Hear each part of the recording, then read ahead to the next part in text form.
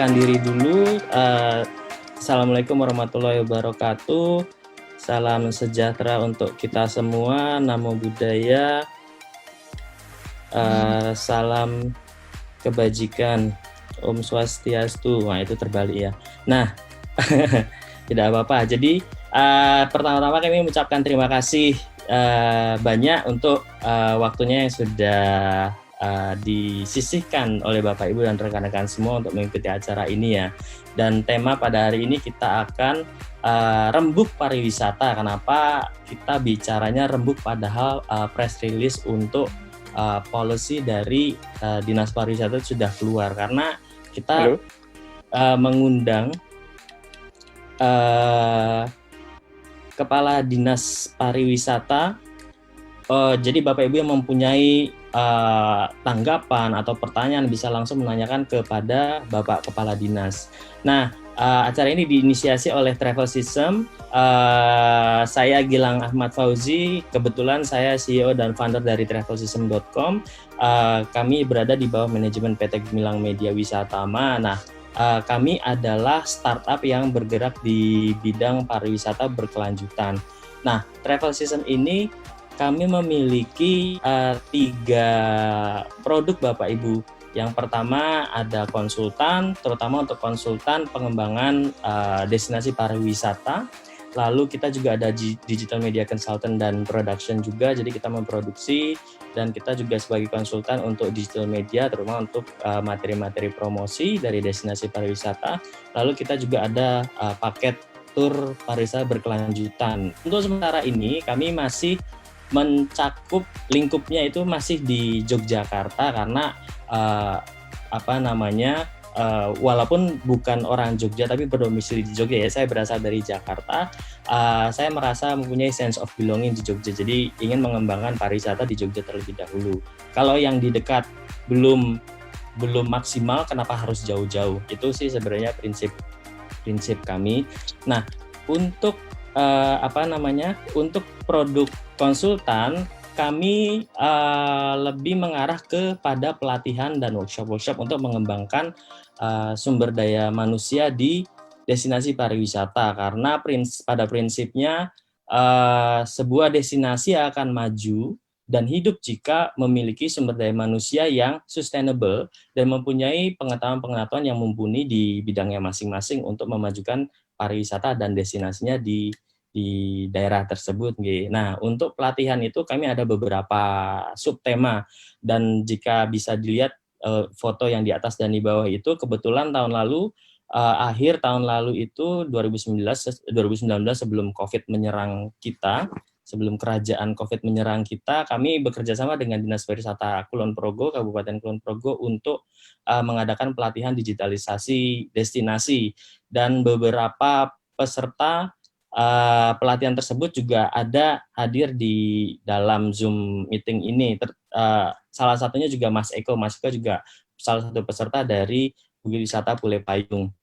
Nah, yang di bawah itu workshop, jadi selain kita mengadakan pelatihan, kita juga mengadakan workshop gratis dan berbayar yang di bawah ini dengan tema masih sama, membangun destinasi wisata, destinasi digital. Jadi kami memberikan workshop materi-materi yang bekerjasama dengan Dinas Pariwisata Provinsi DIY juga, bagaimana sih mengembangkan, sekarang kan zamannya Internet of Things ya, jadi bagaimana mengkolaborasikan internet dan teknologi untuk membangun destinasi digital. Sistemnya yang kita bangun, jadi kita mengundang pembicara dari akademisi, komunitas lokal, terus kita juga mengundang Dinas Pariwisata juga selaku pemerintah, pengampu kebijakan, lalu kita juga mengundang rekan salah satu dari fintech, ya kebetulan Dana, untuk fintechnya Dana. Mengapa kami mengundang fintech? Karena kami ingin membangun sistem secara menyeluruh destinasi wisata digital dengan sistem pembayaran e-payment ya. Jadi ke sana semuanya berbelanja, masuk destinasi pariwisata, melakukan pembayaran menggunakan e-payment seperti itu. Jadi sistemnya yang kita bangun secara menyeluruh. Nah, lalu itu konsultan. Nah, untuk di media production kami berkecimpung di pembuatan promotional media, baik digital maupun cetak, termasuk tourism guide. Kami bekerja sama dengan kabupaten di Indonesia dan kami juga mempunyai project untuk memanage digital media, sosial media, atau memproduksi atau konsultan untuk digital media, terutama untuk digital marketing bagi destinasi pariwisata. Nah, untuk yang sustainable tour, jadi kami memberikan pelatihan ke sumber daya manusianya, lalu kami menyediakan medianya, lalu kami juga membantu mendatangkan pengunjungnya. Nah, untuk market travel system ini kebanyakan turis-turis asing. Kami bekerja sama dengan universitas, terutama untuk memanage tour mereka ketika mereka mengadakan international conference di Yogyakarta. Jadi kami memanage turnya para peserta, kami mengincarnya international conference, jadi peserta-peserta asing dan memanage turnya mereka di Yogyakarta. Nah, kami juga bekerja sama dengan desa-desa wisata untuk sekarang ini ya sebenarnya sebelum COVID menyerang ini kami aktif bekerja sama dengan desa wisata Jatimulyo di Kulon Progo di Pegunungan Menoreh di Yogyakarta. Mengapa?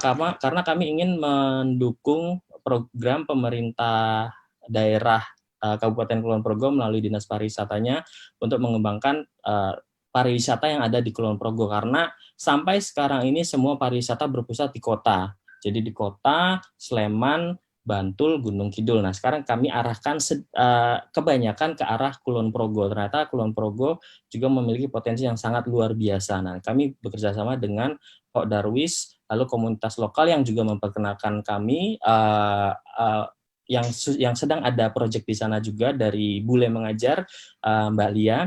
Nah, kita bekerja sama dengan komunitas lokal untuk bagaimana mengembangkan sumber daya manusia dan potensi-potensi yang ada di sana.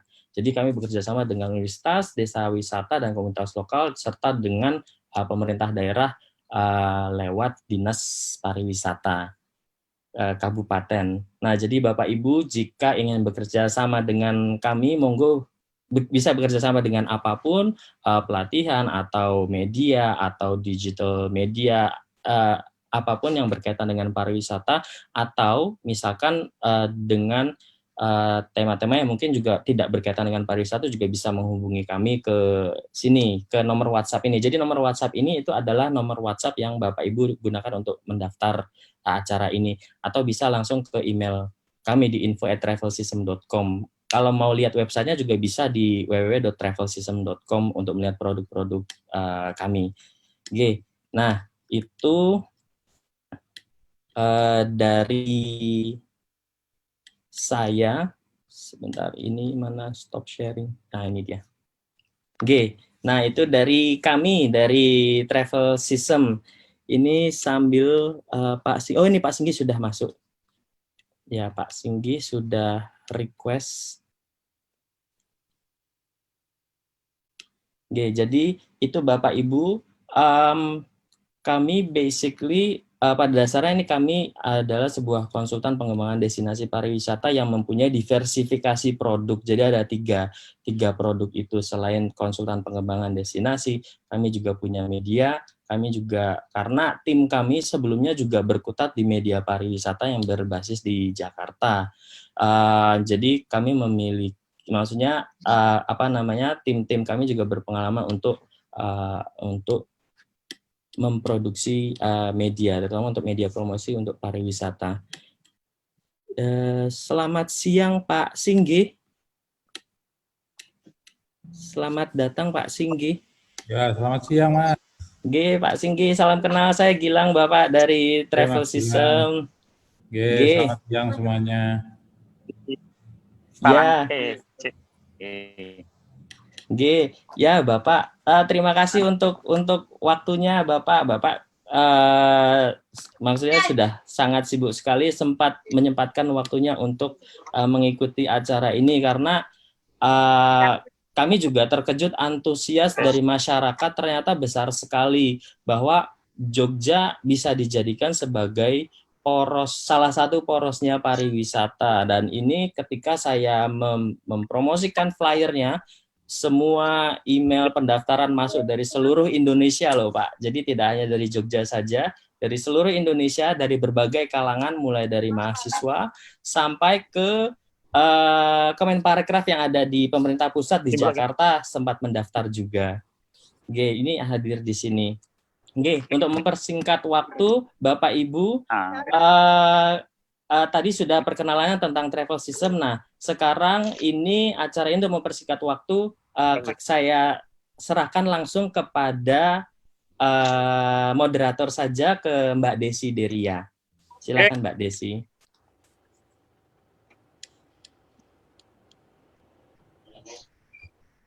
Baik, selamat siang semua. Terima kasih atas waktunya dan atas kehadirannya di sini. Nah, hari ini kita akan mulai diskusi kita. Nah, ini namanya Rembuk Pariwisata ya. Kami berharap akan lebih banyak rembuk alias diskusi atau keterlibatan teman-teman di sini untuk menyampaikan bagaimana kesiapan DIY untuk the new normal. Nah, sebelum kita mulai, mungkin nanti saya akan perkenalkan dulu pembicara-pembicara yang kali ini hadir. Jadi 3 orang kami undang, itu 3 orang itu adalah Pak Doto, kemudian ada Mas Eko dan juga Mas Sugeng. Ya, 3 orang ini adalah para aktivis atau bisa dibilang mereka yang sangat aktif dalam CBT atau Community Based Tourism, ya, di mana bentuknya ada desa wisata Penting Sari, kemudian ada desa wisata Ngelanggeran, Gunung Api Purba, dan juga ada Taman Wisata Pule Payung. Nah, ini kita akan diskusi juga dengan teman-teman yang merupakan pegiat pariwisata di CBT ya. Kemudian ada akademisi Pak Prihatno. Nah, ini beliau juga teman-teman sudah banyak kenal, kayaknya ini banyak teman-temannya Pak Prihatno di sini. Dan terutama juga kita punya Pak Singgih. Selamat siang Pak Singgih. Selamat siang. Nah, ini selamat siang. Kami berharap nanti Bapak bisa menyampaikan kira-kira apa yang menjadi kesiapan program dari Yogyakarta untuk menyambut new normal, terutama bidangnya pariwisata. Kita lihat sekarang Thailand itu sudah siap, bahkan mall-nya sudah siap untuk dibuka kembali.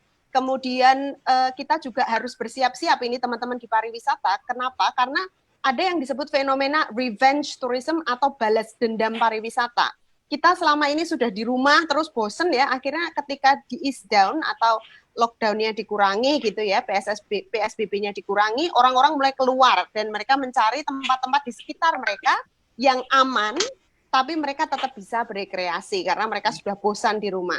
Nah, ini sebabnya kita perlu teman-teman di pariwisata perlu bersiap-siap kalau menghadapi fenomena ini jika nanti PSBB dikurangi. Nah, itu oleh karena itu kita pengen sekali mendengarkan dari Pak Singgih. Mungkin kita mulai dari Pak Singgih ya. Mungkin pemaparan Pak Singgih mengenai bagaimana kesiapan DIY dalam menghadapi new normal. Ya, terus kemudian saya sampaikan juga sedikit aturannya ya. Nanti semua peserta akan di-mute kecuali pembicara. Kemudian aturan yang kedua adalah silakan mengajukan pertanyaan melalui chat atau melalui komentar di Facebook, juga melalui komentar di Zoom juga bisa, dengan menyebutkan nama, institusi, dan lokasi, serta pertanyaan. Lalu kemudian nanti akan kita bacakan. Kalau ada kesempatan nanti kita bisa buka untuk videonya supaya teman-teman yang bertanya tadi bisa mengelaborasi pertanyaannya. Siapa tahu masih kurang jelas begitu ya. Oke, kalau gitu kita mulai saja. Pak Singgih, kami persilahkan. Ya. Terima kasih waktunya, Mbak Desi dan rekan-rekan semuanya. Apa? Izin saya share PowerPoint untuk supaya lebih terstruktur. Wes. Terbawa ya, Kak Andra. Ya. Suara saya bisa terdengar dengan jelas? Bisa. Bisa, Pak. Baik, mungkin tidak banyak slide. Ini adalah sebagai pemantik aja untuk kita semua dalam rangka untuk mempersiapkan Yogyakarta masuk di fase the new normal atau kenormalan baru kenormalan baru ini sudah menjadi bahasa baku untuk pengganti new normal. Baik, saya akan mulai. Apa deh? Nah, saya akan mulai dengan kondisi terkini Yogyakarta. Ini datanya adalah data kemarin, rilis kemarin, yang menunjukkan bahwa perkembangan untuk tren positif COVID-19 di DIY ini menunjukkan yang positif itu melandai. Kemudian yang sembuh ini meningkat. Sehingga kalau rekan-rekan bisa melihat di sini di ujung sebelah kanan, ini yang sembuh ini bisa hampir mencapai 60% dari total yang mengalami positif COVID. Kemudian yang positif ini juga berangsur-angsur melandai. 2 hari kemarin 0 pasien yang positif dan hari kemarin ada 2. Dan saya berharap ini nanti akan cenderung melandai dan turun sehingga kenormalan baru itu akan segera kita berlakukan. Kalau dilihat dari total pasien ada 228 ini yang positif akumulatif, tapi yang kemudian dirawat ini tidak sebanyak itu, sehingga ini menjadi bagian yang harus kita evaluasi bersama. Tidak mungkin kita akan menerapkan the new normal pada saat kemudian pergerakan tren positif COVID ini meningkat terus. Kemudian kita tahu bahwasanya WHO telah mendeklarasikan bahwa kemungkinan COVID-19 ini tidak akan pernah hilang di muka bumi. Ya, ini yang disampaikan oleh WHO. Kemudian disambut oleh Bapak Jokowi yang kemudian memberikan statement bahwa kita harus berdampingan dengan COVID-19. Selaku Ketua Gugus Tugas juga menyampaikan corona tidak akan pernah hilang, sehingga ini yang harus kita sikapi bersama.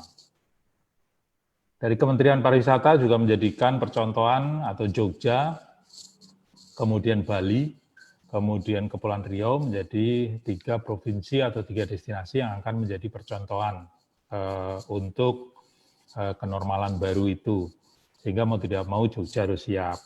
Tetapi di satu sisi Bapak Sekda DIY menyampaikan DIY tidak terburu menerapkan the new normal. Artinya harus memperhatikan beberapa aspek yang kalau kita tahu bahwa the new normal akan diberlakukan itu kalau tren positif COVID itu cenderung melandai bahkan turun. Kemudian juga SOP juga sudah siap dan seterusnya. Nah, kalau kita bicara tentang the new normal atau kenormalan baru, maka yang dituntut bukan mass tourism, tapi quality tourism-nya.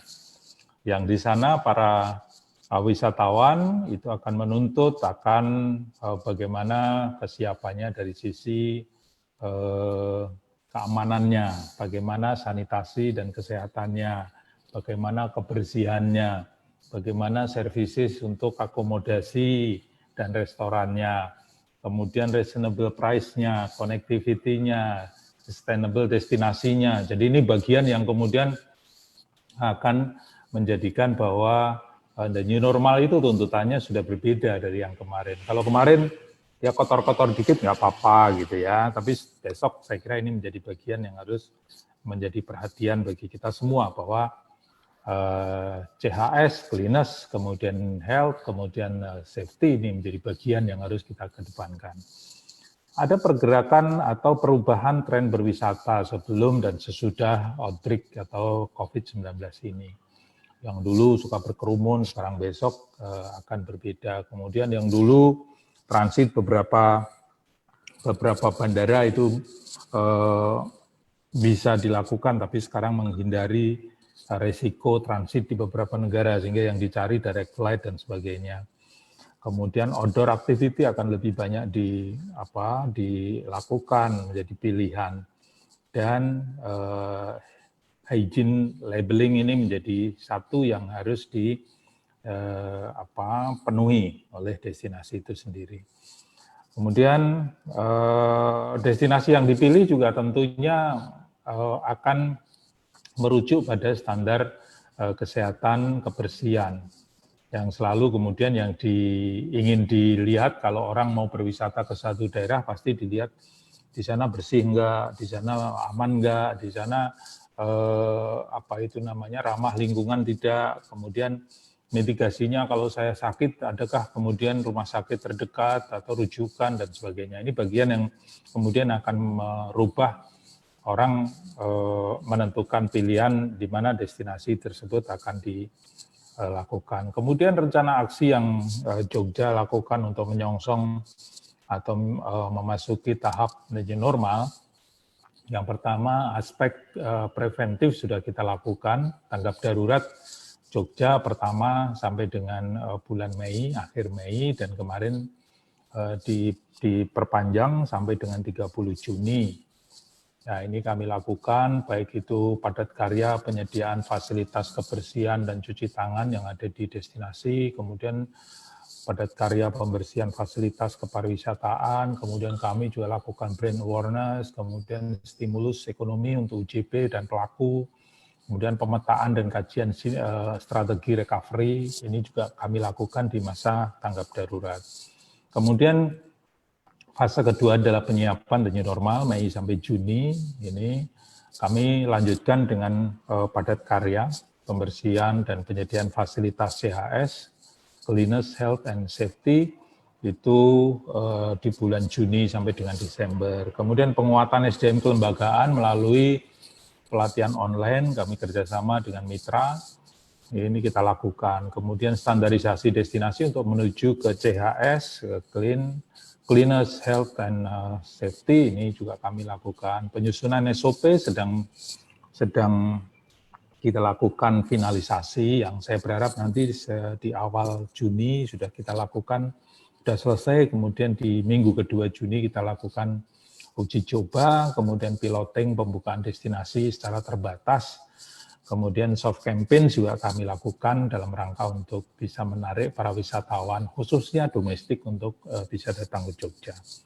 Kemudian di fase ketiga masuk di fase new normal itu sendiri, yang sebetulnya new normal itu adalah kenormalan baru yang kita harus hidup berdampingan dengan COVID sebetulnya.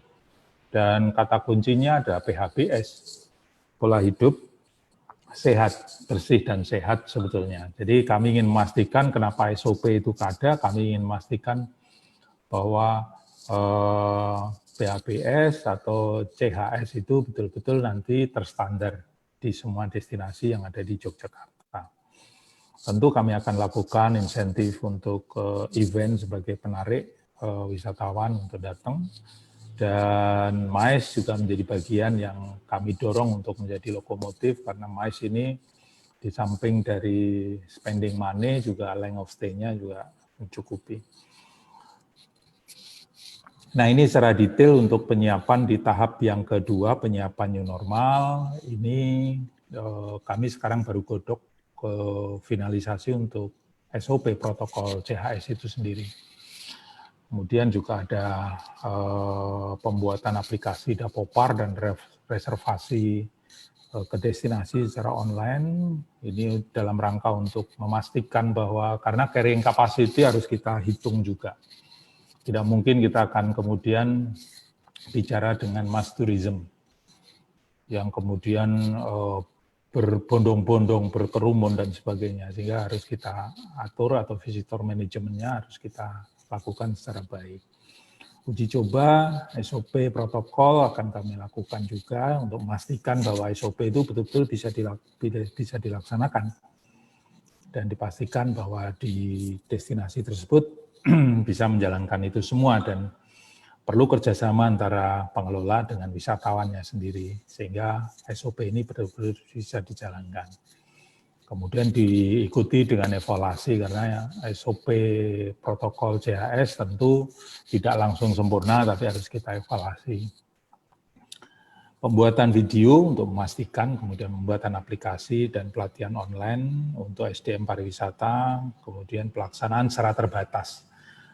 Kalau di Borobudur, Prambanan, dan Ratu Boko akan mulai buka tanggal 8 Juni, itu dalam rangka untuk pembukaan atau uji coba secara terbatas, sehingga ini menjadi bagian dari kami untuk kemudian masuk ke tataran itu untuk uji coba dan sebagainya. Kemudian ini adalah gambaran yang sudah kita lakukan dan akan kita lakukan dan sedang kita lakukan, ya. Ada brand awareness, pelatihan online, kemudian penyusunan SOP, kemudian penundaan event-event besar.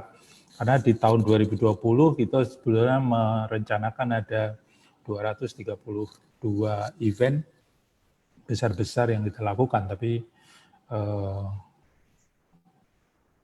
semoga nanti di akhir tahun kita bisa lakukan beberapa event besar.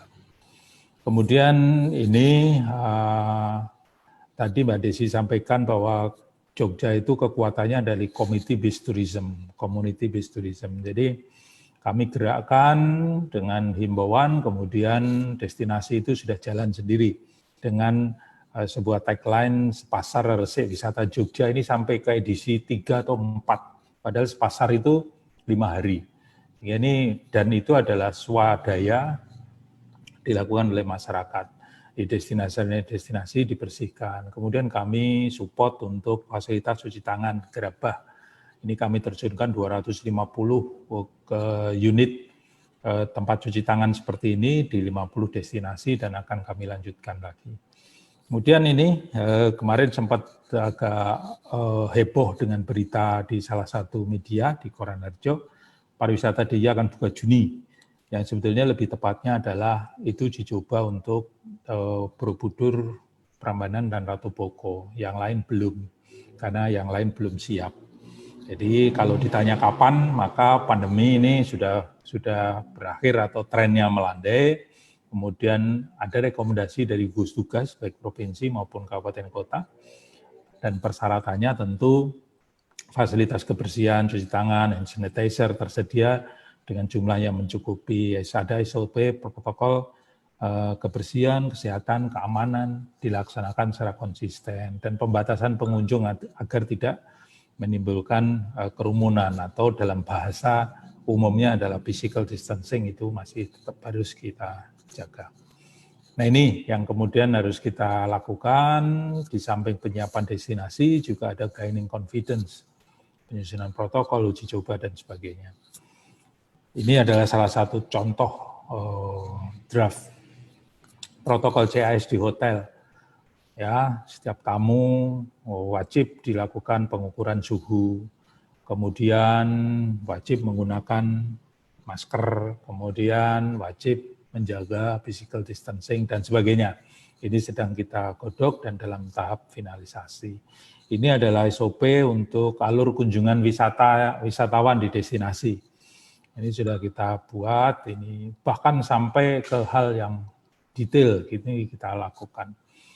Kemudian ini adalah untuk pegawai dan tamu, kemudian ini transportasi wisata, ini juga bagian yang harus kita buat SOP-nya, karena ini juga menjadi bagian dari kontribusi di dalam pariwisata. Ini kemudian, nah paket prioritas yang kemudian dijual oleh teman-teman Asita ini yang kemudian yang pertama tentu tahap pertama adalah personal, couple, honeymooner, family yang risikonya tidak terlalu besar. Dan tahap kedua ini ada kajian kalau di pantai itu dengan kadar garam bisa bisa menghindarkan dari COVID, ini juga ada, sehingga kami juga buka pantai sepanjang pantai selatan, kemudian ada small group, small mice, kemudian dan sebagainya. Kemudian ini juga kita dorong untuk kemudian dilakukan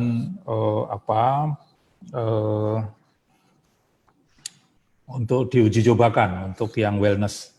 Jadi wellness tourism ini Yogyakarta saya kira punya segudang bahan yang cukup banyak. Mulai dari culture tourism, kemudian traditional medical tourism, traditional culinary tourism, ini bagian yang bisa kita dorong untuk menuju ke sana. Kemudian ada spiritual tourism, kayak meditasi, semedi, dan sebagainya. Ini bagian yang kemudian kita dorong untuk masuk ke ranah itu. Saya kira itu yang dapat kami sampaikan, dan slide terakhir ini menggambarkan bahwa seorang penjual gudeg, mbah-mbah pun sudah menetapkan atau melaksanakan the new normal itu sendiri, pakai face shield, kemudian pakai masker, tetap berjualan, dan ini ya bagian yang harus kita lakukan. Mbah-mbah aja bisa, kenapa kita tidak bisa? Saya kira itu Mbak Desi, Mas Gilang, dan Bapak Ibu, sedikit pemantik untuk diskusi nanti. Dan saya akhiri, Assalamualaikum warahmatullahi wabarakatuh. Waalaikumsalam. Terima kasih sekali Pak Singgih, informasinya sangat berharga sekali. Ini teman-teman tadi ada beberapa yang sudah ngechat, apakah bisa nanti mendapatkan materinya Pak Singgih? Misalnya dalam bentuk PDF, mungkin untuk contekan nanti kalau membuat kebijakan di institusinya masing-masing. Gimana Pak? Bisa Pak? Boleh? Nanti kita atur nanti. Oke, boleh Pak. Terima kasih. Oke, baik, kita akan lanjut. Nah, ini setelah dari Pak Singgih akan lebih baik kalau kita berangkat ke akademisi dulu. Jadi Pak Prihatno juga sudah mempersiapkan materi. Nah, terutama yang terkait dengan bagaimana mengkaji new normal di pariwisata ini. Kami persilahkan Pak Prihatno. Halo, cek Pak Prihatno. Baik, terima kasih. Ya, siap. Terima kasih Mbak Desi waktunya. Assalamualaikum warahmatullahi wabarakatuh. Salam sejahtera untuk kita semua. Selamat siang semuanya. Minal aidin wal faizin bagi yang merayakan. Selamat siang Pak Singgih. Kemudian selamat juga siang Pak Doto, Pak Sugeng, Pak Eko Purwanto, dan para narasumber serta Bapak Ibu yang sekarang ini ada di meeting room. Yang disampaikan Pak Singgih sudah lengkap sekali. Ada beberapa hal yang memang ingin kita tindak lanjuti tanpa ataupun berbarengan. Tapi ada satu sedikit yang tadi disampaikan Pak Singgih, mungkin ada yang terkait dengan kapan bisa mulai beraktivitas sosial dan ekonomi. Tadi sudah dipaparkan oleh Pak Singgih dengan jelas, hanya 3 item yang menjadi indikator COVID, tugas dari gugus tugas ini. Yang pertama epidemiologi, gambarannya. Tadi disampaikan mungkin epidemiologi itu, kalau saya boleh menceritakan sedikit, itu sebetulnya harus turun 50%. Meskipun landai, kalau itu belum turun 50%, tidak akan bisa kita mulai. Kemudian masih ada surveillance kesehatan masyarakat. Surveillance kesehatan masyarakat itu pun itu harus ODP sama PDP-nya tidak boleh naik. Jadi semakin banyak kapasitas penelitian, tetapi tidak boleh naik. Kemudian pelayanan kesehatan harus lengkap dan layak. Nah, kalau 3 itu bisa dikendalikan dengan baik dan turun sampai targetnya masuk, nah kita bisa mulai. Meskipun sekarang ini belum, saya yakin masyarakat pengen tahu logikanya, kenapa kita harus di rumah, kenapa kita harus bekerja di rumah, kenapa kita harus jauh dari itu, sebetulnya karena masyarakat tidak tahu logikanya. Kalau masyarakat tahu bahwa 3 item itulah yang indikator, itulah yang menentukan kita akan beraktivitas secara normal, maka mereka pun seperti ibaratnya kalau perang, kalau ada perang orang tidak akan keluar dari rumah. Tapi karena ini perangnya adalah perang yang tidak nyata.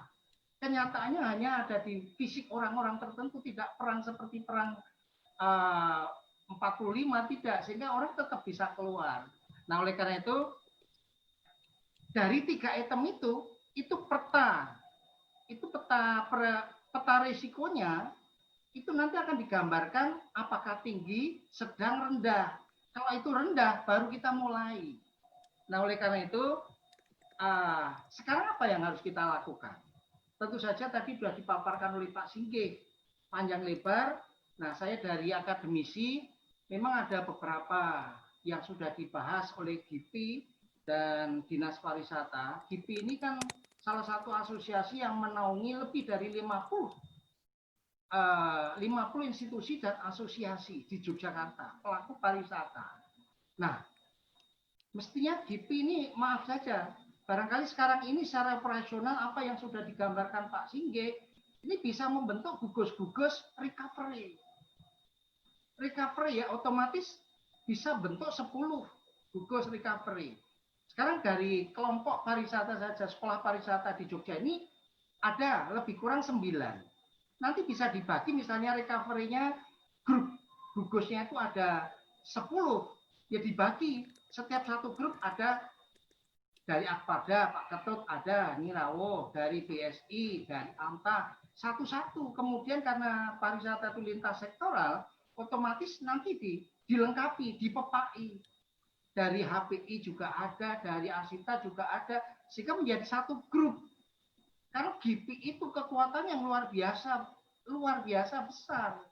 Kalau GIPI-nya sendiri organisasinya hanya terdiri dari 51 orang atau 52 orang, tetapi anggotanya itu memiliki angkatan yang luar biasa. Misalnya meskipun sekarang kondisi perguruan tinggi seperti sekarang ini, paling tidak kalau saya hanya menyiapkan 50 sampai 100 mahasiswa pun masih bisa. Karena banyak mereka yang tidak bisa pulang.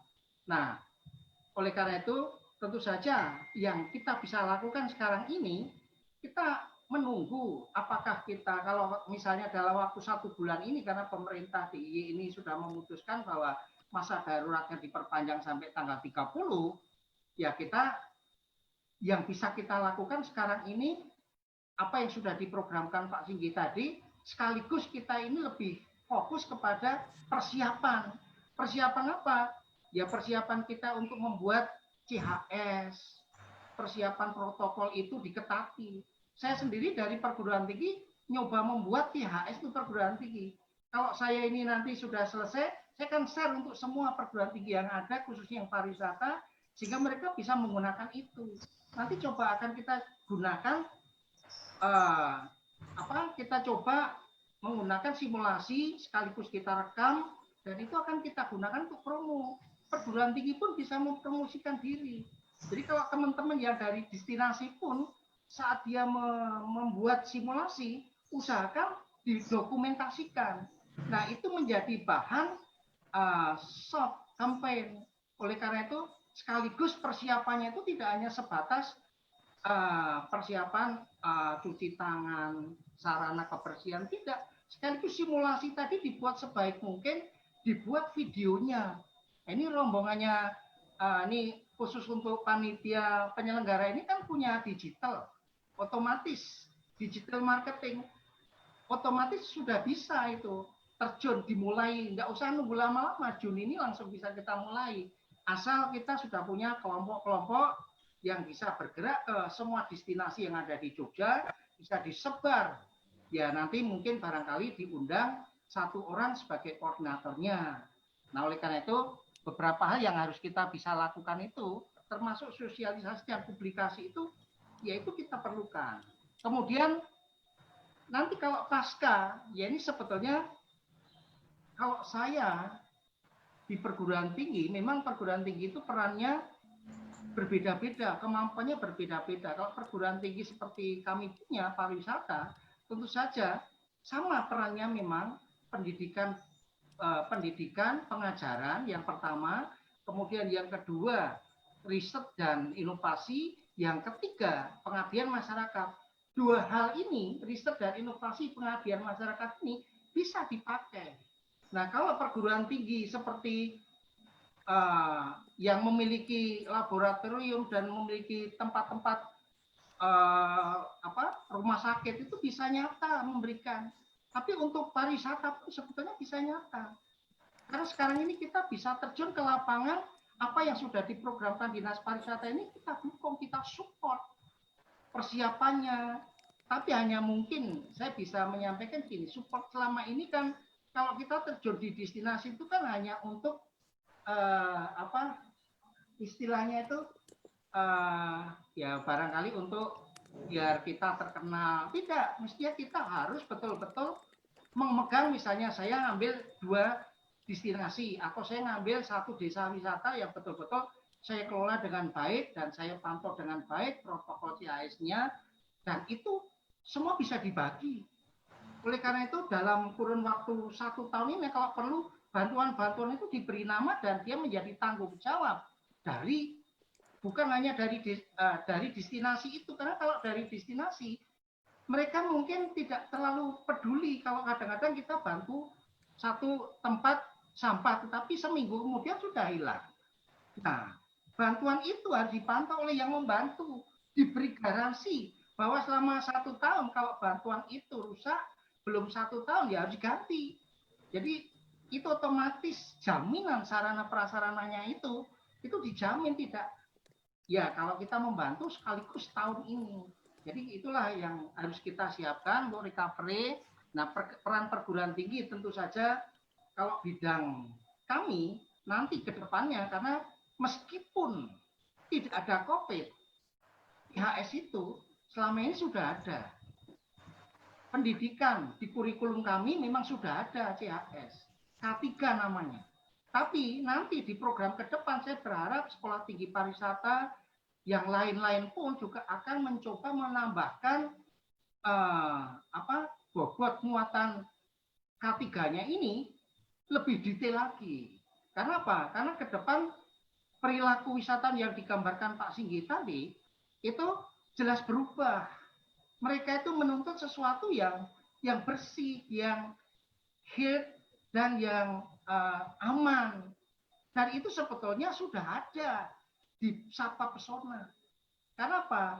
Penyebaran pandemi ini masuk di pesona pertama. Nah, oleh karena itu, Bapak Ibu sekalian yang sekarang ini mengikuti acara ini, terutama yang mereka yang ada di Yogyakarta, marilah kita bersama-sama bareng-bareng bagaimana kita bisa membentuk satu peran tertentu sehingga kita bisa menyiapkan pasca COVID ini bisa Jogja lebih siap menghadapi itu, meskipun sekarang ini programnya oleh Pak Singgi akan dimulai sedikit demi sedikit. Tapi saya yakin Jogja lebih siap. Karena apa?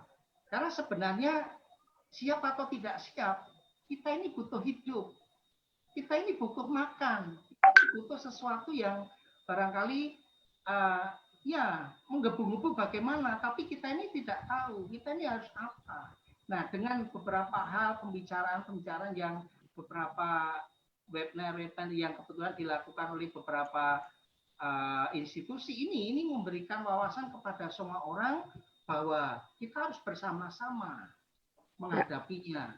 Nah, baik. Satu lagi. Oke, silakan Pak. Satu lagi, jadi khusus digital marketing yang tadi disampaikan oleh tim Travelisme ini tadi, itu bisa disumbangkan. Karena apa? Bisa dibantu Dinas Pariwisata ini untuk digital marketingnya. Karena apa? Karena semua dinas pariwisata dari mulai 4 kabupaten dan 1 kota itu termasuk desa-desa wisata betul-betul minim sekali. Tapi mereka juga ingin membuat, tetapi mereka pun tidak punya daya. Karena saya memberikan beberapa contoh beberapa desa wisata itu yang mereka menuntut besok kalau di tempat kami diajari digital marketing. Nah, oleh karena itu mumpung masanya sekarang ini orang konsentrasi ke teknologi dan internet, inilah sebetulnya waktunya untuk kita mengabdi untuk meminterkan orang-orang yang ada di destinasi itu untuk bisa membuat sesuatu yang lebih menarik bersama dengan persiapan layanan wisata yang lebih baik lagi di masa datang. Saya kira itu ada kurangnya mungkin saya minta maaf. Terima kasih. Assalamualaikum warahmatullahi wabarakatuh. Waalaikumsalam. Terima kasih Pak Prihatno. Ya, luar biasa sekali tadi masukannya ya. Jadi kalau Pak Prihatno tadi melihat dari sisi kekhawatiran atau juga concern gitu ya dari sisi akademisi dan juga bagaimana masyarakat itu perlu dilibatkan, terutama Pak Prihatno juga aktif di berbagai macam organisasi di bidang pariwisata. Nah, ini mungkin bisa di-empower lagi organisasi-organisasi ini untuk turut bergabung menyuarakan rembuk bersama dan juga memberikan ide ya. Saya rasa kalau kepalanya banyak, idenya semakin bagus gitu. Jadi untuk terlibat dan membantu bagaimana proses new normal ini gitu. Karena tadi saya kira Pak Singgih maupun Pak Prihatno sama-sama setuju bahwa mau tidak mau kita harus siap dengan new normal karena kita tidak mungkin terus diam di rumah sampai 2022. Nunggu vaksinnya Oxford keluar itu kayaknya tidak mungkin. Jadi gimana caranya kita harus new normal ini ya. Oke, baik. Kalau begitu kita akan langsung ke pelaku pariwisata, yakni teman-teman yang bergerak di lapangan dan merasakan langsung dampak dari pariwisata ini. Yakni ada Pak Doto, kemudian ada Mas Eko, dan juga Mas Sugeng. Ini dari 3 penjuru Yogyakarta. Mungkin saya mulai dari Pak Doto dulu. Awal mulanya itu bagaimana dampaknya ini langsung ke masyarakat ya. Dan kemudian yang kedua, kira-kira sudah ada pemikiran belum di Penting Sari untuk melakukan sesuatu yang sifatnya persiapan menuju new normal dari sisi masyarakat sendiri ya. Monggo Pak Doto, kami persilahkan Pak Doto. Ya, baik. Ya, Mbak. ya, monggo. Ya, silahkan Pak. Terima kasih Bapak Ibu sekalian, terima kasih bisa bergabung di sini. Buat kami orang paling dasar, orang paling bawah dari desa, mau nggak mau kami harus mengikuti aturan atau kebijakan yang sudah dibuat. Komandan kami Pak Singgih, jadi kami sudah mencoba melakukan dari yang paling dasar. Pertama, kapan kita siap atau tidak siap? Harus siap. Waktunya kapan? Kita ngikutin aturan. Sehingga kemarin kami sudah sumbang saran dari Forkom Desa Wisata untuk protokol khusus desa wisata yang di dalamnya ada pemandu, frontliner, tiketing, souvenir, homestay dan sebagainya sudah kita sumbang sarankan. Sehingga nanti kalau itu sudah muncul, tentu samanya kami lebih akan sosialisasikan ke masyarakat. Kedua, rekomendasi mungkin bukan hanya dari gugus tugas ya wajib, tapi nanti ada juga rekomendasi dari pihak lain. Tadi kami rapat di Dinas Pariwisata Kabupaten Sleman, nanti akan ada beberapa rekomendasi yang akan diberikan kepada kami untuk mempersiapkan menyambut new normal tersebut. Nah, kemudian dengan kondisi yang sekarang kita sudah 3 bulan hampir tidak aktivitas, tentu saja memunculkan beberapa ide, beberapa tema yang nanti akan kami buat. Satu, sebagai pengetahuan, mudah-mudahan 3 pelaku yang hadir siang ini punya 3 tema yang berbeda. Satu, saya mengambil tema adalah kami adalah bergerak di dusun, kami bergerak di lingkup yang lebih kecil di dusun. Kemudian kegiatan kami melibatkan masyarakat, hampir semua bersinggungan dengan masyarakat, sehingga protokol yang kami siapkan pun mungkin akan sangat berbeda dengan teman-teman yang ada di destinasi. Sehingga tadi ada ide-ide pemikiran bagaimana memulai. Kami akan memulai mungkin di sesi atau tahap terakhir. Mungkin tahap pertama adalah di industri atau destinasi. Kami akan mengambil di sesi terakhir, mungkin setelah tanggap darurat selesai, baru kita akan mencoba memulai dengan yang bisa kami miliki. Sehingga inovasi sederhana, kami khususnya di Sleman itu hampir semua desa wisata tidak memiliki objek atau destinasi. Kami semua mengandalkan kegiatan yang berinteraksi dengan masyarakat. Kedua, tamu kami kemarin hampir sebagian besar adalah grup yang besar di atas 1 bis. Nah, ini akan merubah pola kami yang ke depan. Tadi sudah sepakat di dinas bahwa kita akan terima dengan grup kecil yang tadi sampaikan Pak Singgih. Jadi grup kecil mungkin kita coba nanti sosialisasi di Sabtu Minggu dengan 1 mobil, 2 mobil, dengan protokol yang cukup ketat yang sudah disepakati. Kita akan coba sampai kapan? Sampai pihak yang pihak yang menentukan bahwa kami boleh melakukan atau mengoperasikan desa kami. Sehingga kami harus sabar. 3, kesiapan kami di masyarakat itu yang paling penting, Bu, Bapak Ibu semuanya. Kondisi 3 bulan ini kami membatasi pergerakan masyarakat, pergerakan orang ke orang dari desa, antar desa dan sebagainya. Tentu saja akan cukup rumit kalau nanti kami membuka itu untuk masyarakat luar. Sehingga yang paling menentukan kami adalah kesiapan di masyarakat sendiri. Ada banyak pertentangan bahwa kami membatasi pergerakan orang, masih ada pertentangan baik antar dusun, bahkan antar RT. Kemarin saya dengar antar RT pun beda pendapat. Ada yang minta buka, tutup, dan sebagainya. Nah, itulah yang harus kami persiapkan lebih dulu.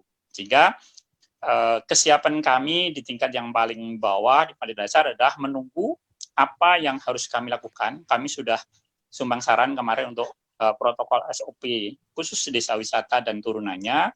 Kedua, kami sudah memulai inovasi yang nanti akan kita buat, seperti kemarin kita usulkan, misalnya homestay, tidak boleh grup, hanya satu kamar, satu tamu, atau satu bed, satu tamu, terus higienitas dan sanitasi dari makan, minum, tempat, dan sebagainya, itu sudah sedang kami persiapkan dalam kurun waktu mungkin selama tanggap darurat ini. Kemudian setelah tanggap darurat nanti selesai, rencana kami kemarin, tadi siang dengan Dinas Pariwisata adalah kita akan simulasi dan evaluasi. Mungkin akan beberapa tahap. Siapa yang melakukan simulasi? Kemarin gugus tugas yang ada di kabupaten melibatkan semua sektor, itu akan kami coba dengan melakukan simulasi di beberapa titik atau desa yang ada di wilayah kita. Mungkin berangkat dari 3-4 desa bertahap nanti, sambil melihat evaluasi yang akan terjadi. Selebihnya, Bapak Ibu, karena kami ada di wilayah Yogyakarta, tentu saja semua kegiatan, semua perencanaan, dan semua yang kami lakukan nanti akan selalu berkoordinasi dengan pemerintah, baik kabupaten maupun daerah istimewa Yogyakarta.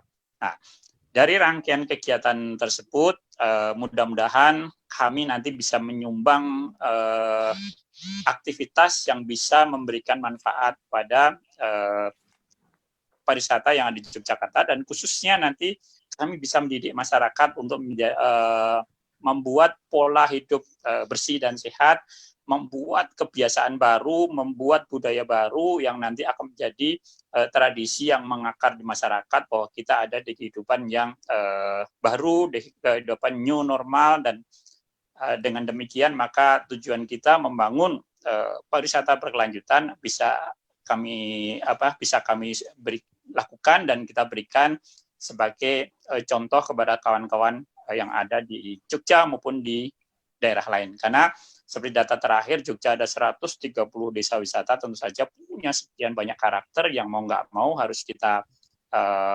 dampingi, yang mau nggak mau harus kita lakukan pembinaan sesuai dengan karakter yang mereka miliki masing-masing. Saya kira dari saya. Terima kasih, Pak. Dulu, terima kasih, nanti bisa diskusikan. Terima kasih. Ya, Selamat terima siang. kasih.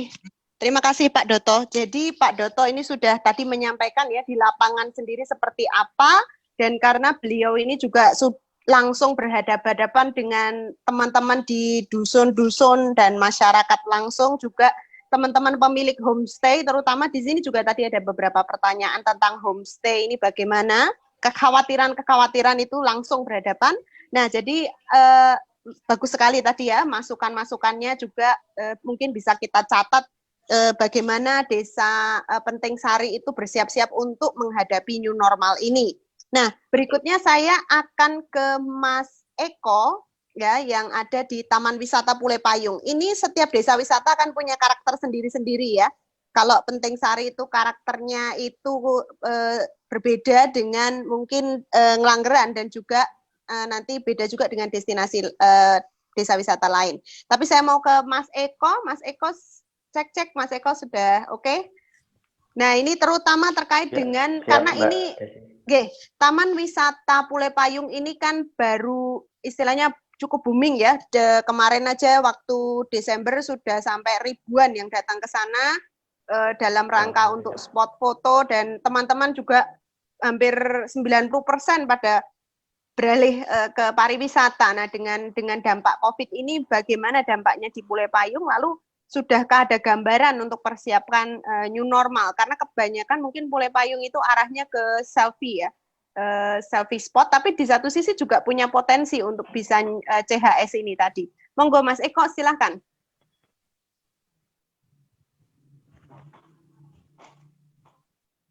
Mas Eko? Ya. Monggo, silakan. Silakan Mas. Sekarang Mbak. Ya, silakan. Monggo.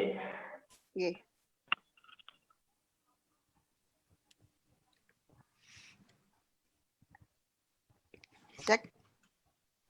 Ya, monggo Mas, silakan disampaikan. Kedengaran Mbak Desi? Ya, siap. Sudah bagus videonya, oke. Oke, monggo Mas, silakan dipaparkan bagaimana kondisi dan persiapan di Pule Payung sendiri. Halo? Halo, nggih, sudah kedengeran. Keputus ini sinyalnya, kebetulan. Bentar.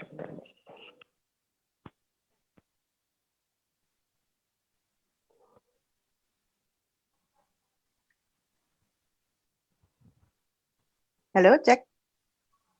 Sudah? Atau mungkin kita ke Mas Sugeng dulu, sembari kita menunggu Mas Eko untuk sinyalnya, karena di daerah pegunungan ini. Coba Mas Sugeng, siap Mas Sugeng? Oke, Oke, siap. Monggo, Desi. Mas Sugeng, pertanyaan saya sama ya. Dua tadi, yang pertama adalah bagaimana dampak COVID di Nganggeran.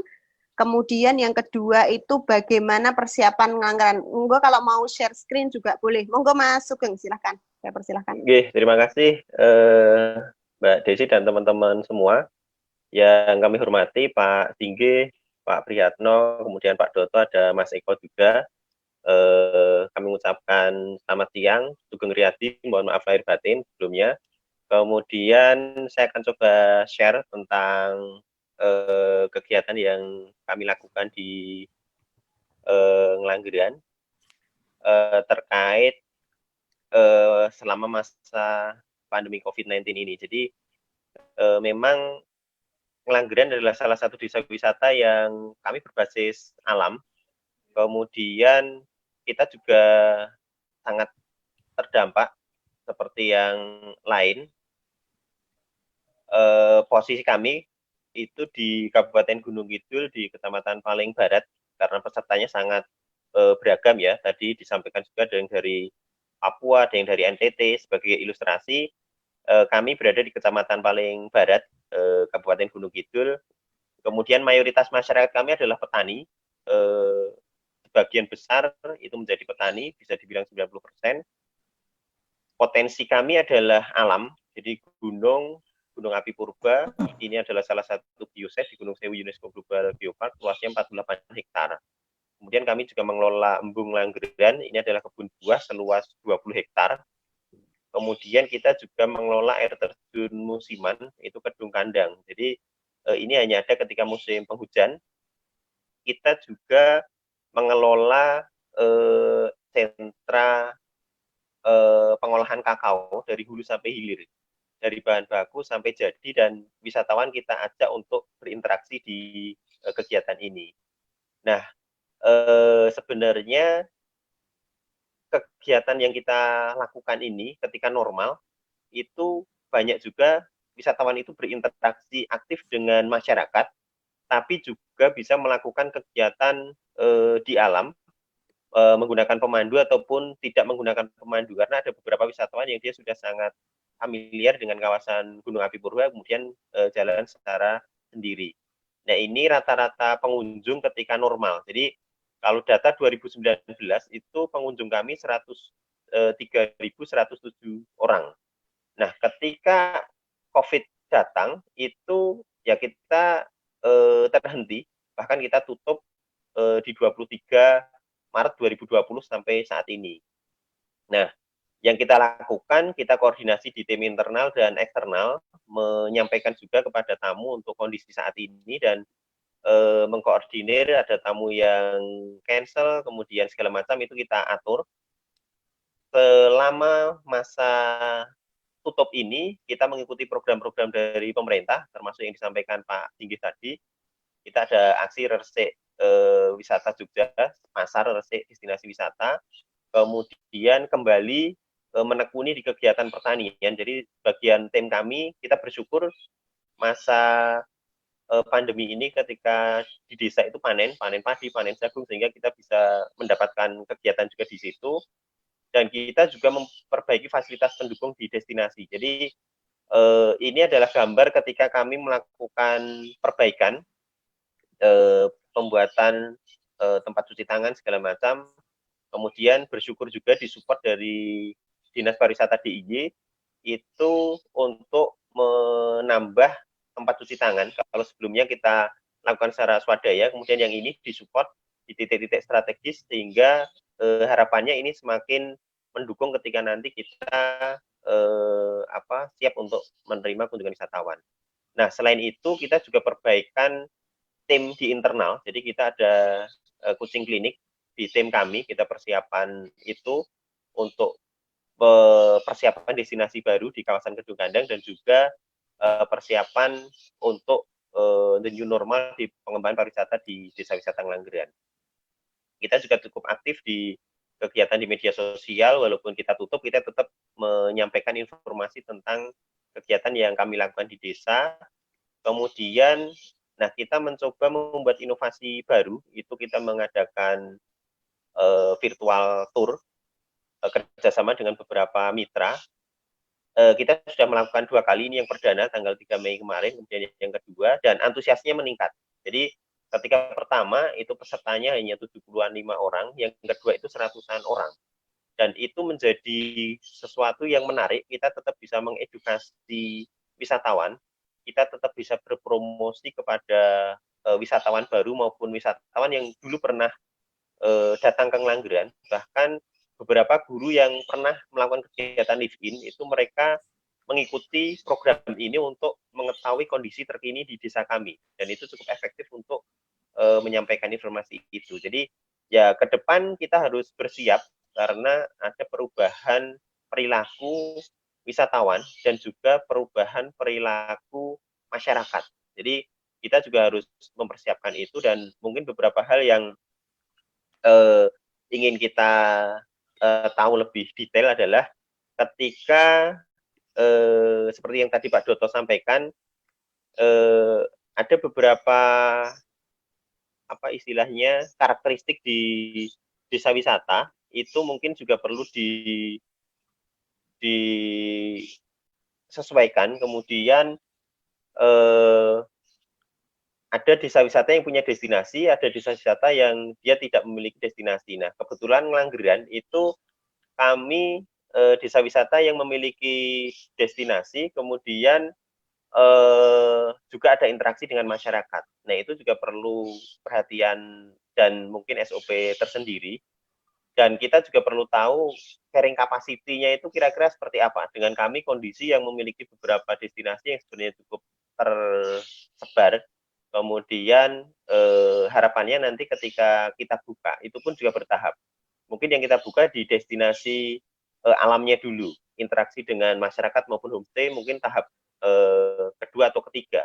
Nah, itu menjadi penting untuk kita persiapkan sehingga ya masyarakat sebagai penerima tamu itu mereka tidak was-was. Jadi kita menjaga wisatawan juga tetap nyaman dan masyarakat harapannya juga tetap nyaman dengan kondisi ini. Mungkin itu yang bisa saya share kegiatan dan aktivitas yang kami lakukan selama ini, dan saya sepakat dengan Pak Doto, kita sewaktu-waktu siap menunggu komando dari pemerintah, khususnya dari Dinas Pariwisata DIY dan kebijakan yang ada di pemerintah, dan ya mau nggak mau kita harus bersiap, waktunya kapan nanti kita menyesuaikan. Itu semoga bisa menambahkan informasi, Mbak Desi, saya kembalikan. Ya, terima kasih Mas Sugeng. Ya, tadi Mas Sugeng sudah menyampaikan bagaimana persiapan di Desa Wisata Ngelanggeran, dan tampaknya ini Mas Sugeng karena memang salah satu kelebihan dari Ngelanggeran itu adalah di keaktifan di sosial media dan pergerakan anak mudanya. Jadi tadi sudah menyampaikan juga bagaimana engagement bahkan melalui virtual tour sudah dilakukan ya Mas Sugeng. Itu salah satu cara untuk tetap menjaga hubungan dengan mantan klien dari Ngelanggeran sendiri, dan itu juga bisa menjadi salah satu pembelajaran untuk teman-teman pelaku pariwisata untuk juga bisa melakukan hal yang sama meskipun tidak dibuka tetapi tetap melakukan virtual tours salah satunya, dan juga pembersihan di desa wisatanya serta persiapan dan simulasi. Berikutnya kita kembali ke Mas Eko di Pule Payung. Bagaimana Mas Eko, sudah oke? Iya, insya Allah. Oke, silakan. Oke, silakan, monggo Mas. Jadi selamat sore Bapak semuanya. Mohon izin saya dari Pulau Payung, ini wisata yang termasuk sangat-sangat baru sekali. Namun alhamdulillah kemarin juga sudah mendapat peringkat nasional di destinasi terpopuler untuk destinasi barunya. Dan memang untuk Pulau Payung sendiri memang berbeda dengan yang lainnya, karena memang Pulau Payung ini berawal dari kelompok tani. Jadi kami mengembangkan potensi yang ada di kelompok tani, yang awalnya adalah rencana awal adalah kita ingin menjual potensi desa, karena kita 2014 adalah juara 1 nasional untuk peternakan kambing BE. Namun untuk memperkenalkan itu kita membuka dulu untuk wisata alam, yang di sana ada spot foto dan juga beberapa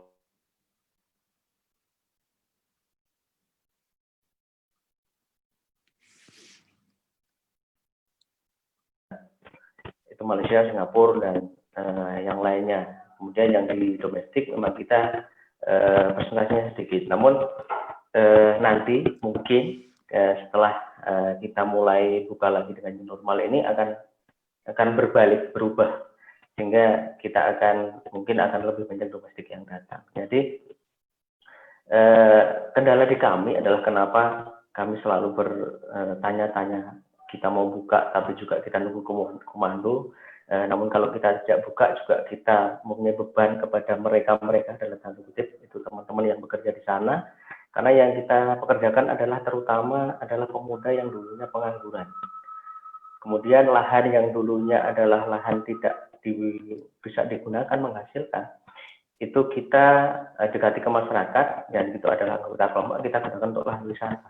Otomatis dengan semenjak ada COVID, ini adalah 17 pemilik lahan itu tidak mempunyai pemasukan sama sekali dari tanah yang kita gunakan, karena kita sistemnya adalah bagi hasil. Karena kalau kita sistemnya sewa, kayaknya kurang pas. Karena kalau bagi hasil itu, kalau istilah Jawa, abot enteng dirasakan bareng, gedis titik dirasakan bareng, seperti itu.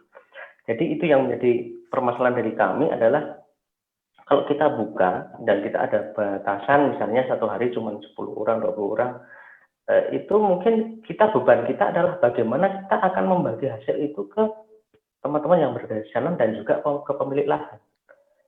Nah, itu yang menjadi kendala dari kami. Namun soal itu juga sebenarnya pada dasarnya kita juga nanti akan bisa atur itulah, akan kita atur itu. Yang jelas memang untuk selama ini yang sudah kita persiapkan, sebelum ada COVID pun kita sudah ada beberapa tempat cuci tangan, namun memang masih kurang.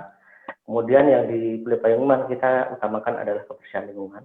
Yang kedua, kita sudah mulai penggunaan cashless, jadi uang mungkin secara pembayaran menggunakan cash atau menggunakan berisi atau tap cash. Jadi ini sebenarnya sudah kita lakukan, sehingga kalau memang ini sudah nanti mulai new normal akan dibuka, mungkin kendala dari kami adalah sebenarnya apa yang kita lakukan, apa yang kami lakukan itu sebenarnya sudah pas atau belum sih? Apakah ini masih kurang? Karena kita tidak ingin setelah kita dibuka, akhirnya nanti jika terjadi sesuatu yang tidak inginkan, semuanya tidak. Ini nanti akan menjadi, kalau orang Jawa bilang, parang cucuan, karena memang apa yang kita lakukan memang masih jauh. Sehingga harapan kami sebelum dilakukan untuk new normal, paling tidak kami didampingi oleh pihak-pihak yang terkait untuk mendampingi kami apakah yang sudah kami lakukan sudah mendekati benar atau belum. Karena itu tadi yang kita sampaikan, bahwa wisata kita adalah wisata yang sangat-sangat baru sekali, dan dalam setiap pelayanan kita harus selalu bersentuhan satu orang dengan orang yang lainnya, karena kebanyakan adalah spot foto, kemudian wahana-wahana ekstrim seperti ayunan, sepeda langit dan sebagainya, dan itu memang harus selalu bersentuhan dengan orang lain.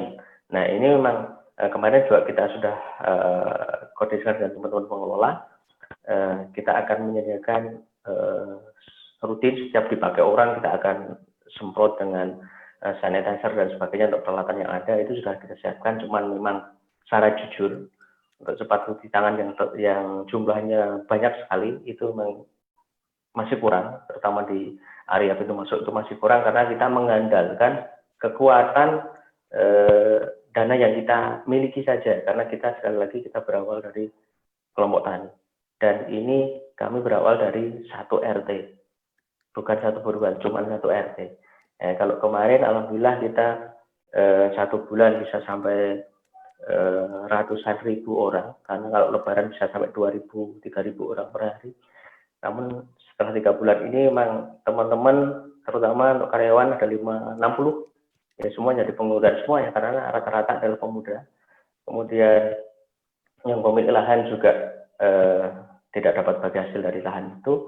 Kemudian warung, yang imbasnya warung wisata juga semua kena imbas, karena Pulih-Payung itu sebelum kita buka sebagai destinasi wisata adalah lahan terisolir, sehingga kita buka dari nol, dari buka lahan, buka jalan dan sebagainya. Kita lakukan waktu itu 6 bulan kerja bakti siang malam, sehingga pada waktu itu tahun 2017 akhir kita coba perkenalkan, dan alhamdulillah kemarin sudah paling tidak kita membantu pemerintah desa. Kita juga sudah bisa memberikan kontribusi ke desa, ke pemuda juga dalam bentuk paket dan juga pajak dan sebagainya.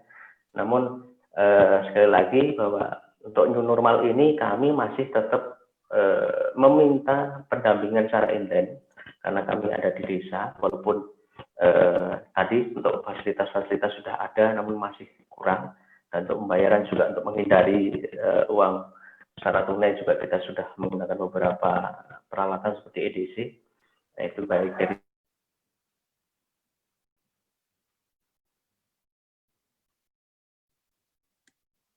kemarin kita sudah ditunjuk lolos sebagai destinasi untuk program Smart Village Kulon Progo, terutama Smart Brandingnya Kulon Progo. Namun kenyataannya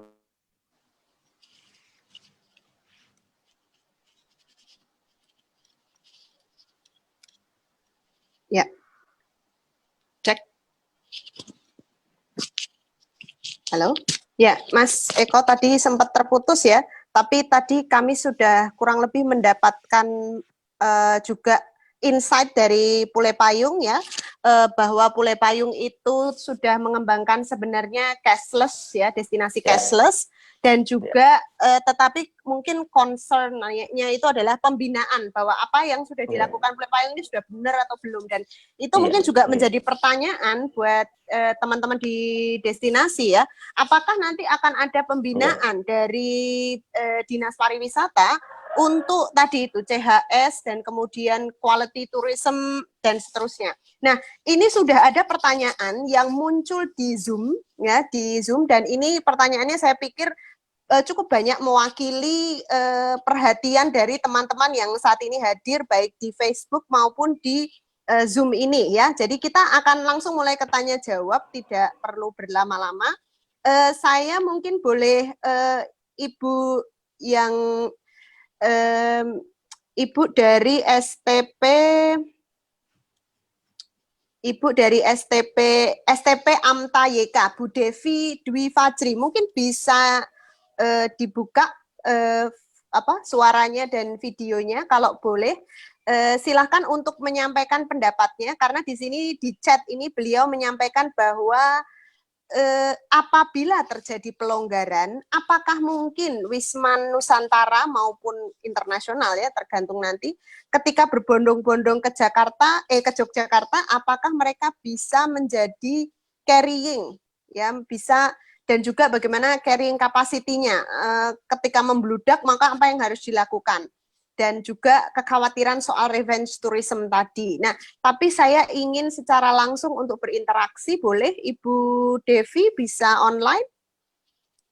Cek Ibu Devi, Devi Dwi Fajri. Oke, Ibu, ya silakan Ibu sampaikan pendapatnya secara langsung, Bu. Monggo, kami persilahkan. Ya, baik, terima kasih Bu kesempatannya. Ya, bisa dengar suara saya, Bu? Bisa, Bu, bisa. Silakan, Bu. Oke.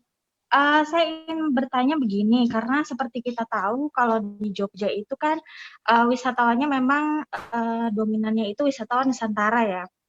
Itu sekitar 90% dari tahun ke tahun. Nah, kemudian kita tahu sendiri memang mereka itu habitnya itu ada low season dan high season. Dan itu kita tidak bisa menyalahkan wisatawan juga, karena memang liburan keluarganya itu kan memang biasanya bersamaan ya. biasanya habis Lebaran atau liburan akhir tahun. Nah, kemudian saya ingin menanyakan kepada pemangku kepentingan dalam hal ini adalah Pak Singgih tadi, seperti pemaparan Pak Singgih dan juga seperti yang sering diungkapkan di Dinas Pariwisata bahwa memang kita itu kan harus menjaga carrying capacity. Nah, sementara bagaimana kalau sudah terlanjur wisatawannya itu berbondong-bondong ke Jogja gitu. Apakah misalnya nih kalau orang ke Jakarta itu kan disuruh putar balik ya, tapi kalau wisatawan apakah mungkin ada persiap SOP seperti itu atau bagaimana? Dan mungkin kalau misalnya destinasinya itu yang menghandle pemerintah mungkin bisa ya, ada SOP tertentu yang mungkin agak pakem ya. Tapi bagaimana kalau pihak-pihak swasta harus dipaksakan menggunakan SOP menjaga carrying capacity, misalnya hotel. Hotel itu kan misalnya ada 50 kamar. Apakah harus dibatasi, oh cuma 25 kamar aja? Misalnya juga industri jasa yang lainnya gitu.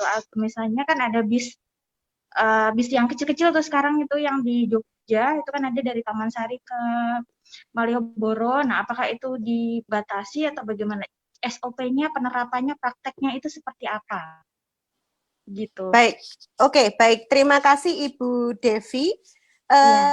Terima kasih pertanyaannya bagus sekali dan mungkin nanti bisa, boleh kita keep dulu ya Bapak Ibu, kita keep pertanyaannya untuk Pak Singgih dan mungkin juga nanti Pak Prihatno bisa membantu juga menjawab dan mungkin bisa juga memberikan masukan terutama terkait pertanyaan ini ya. Kita keep dulu. Pertanyaan kedua saya ingin menyapa kepada Chef Dodi. Chef Dodi bisa online? Ini ya. Karena beliau mengajukan beberapa pertanyaan sekitar 2 atau 3 dan ini pertanyaannya saya pikir penting sekali. Monggo Chef Dodi silakan. Terima kasih. Untuk narasumber ini berkaitan dengan paket dengan kegiatan berwisata. Kegiatan berwisata ini akan asik kalau dilakukan secara bersama-sama.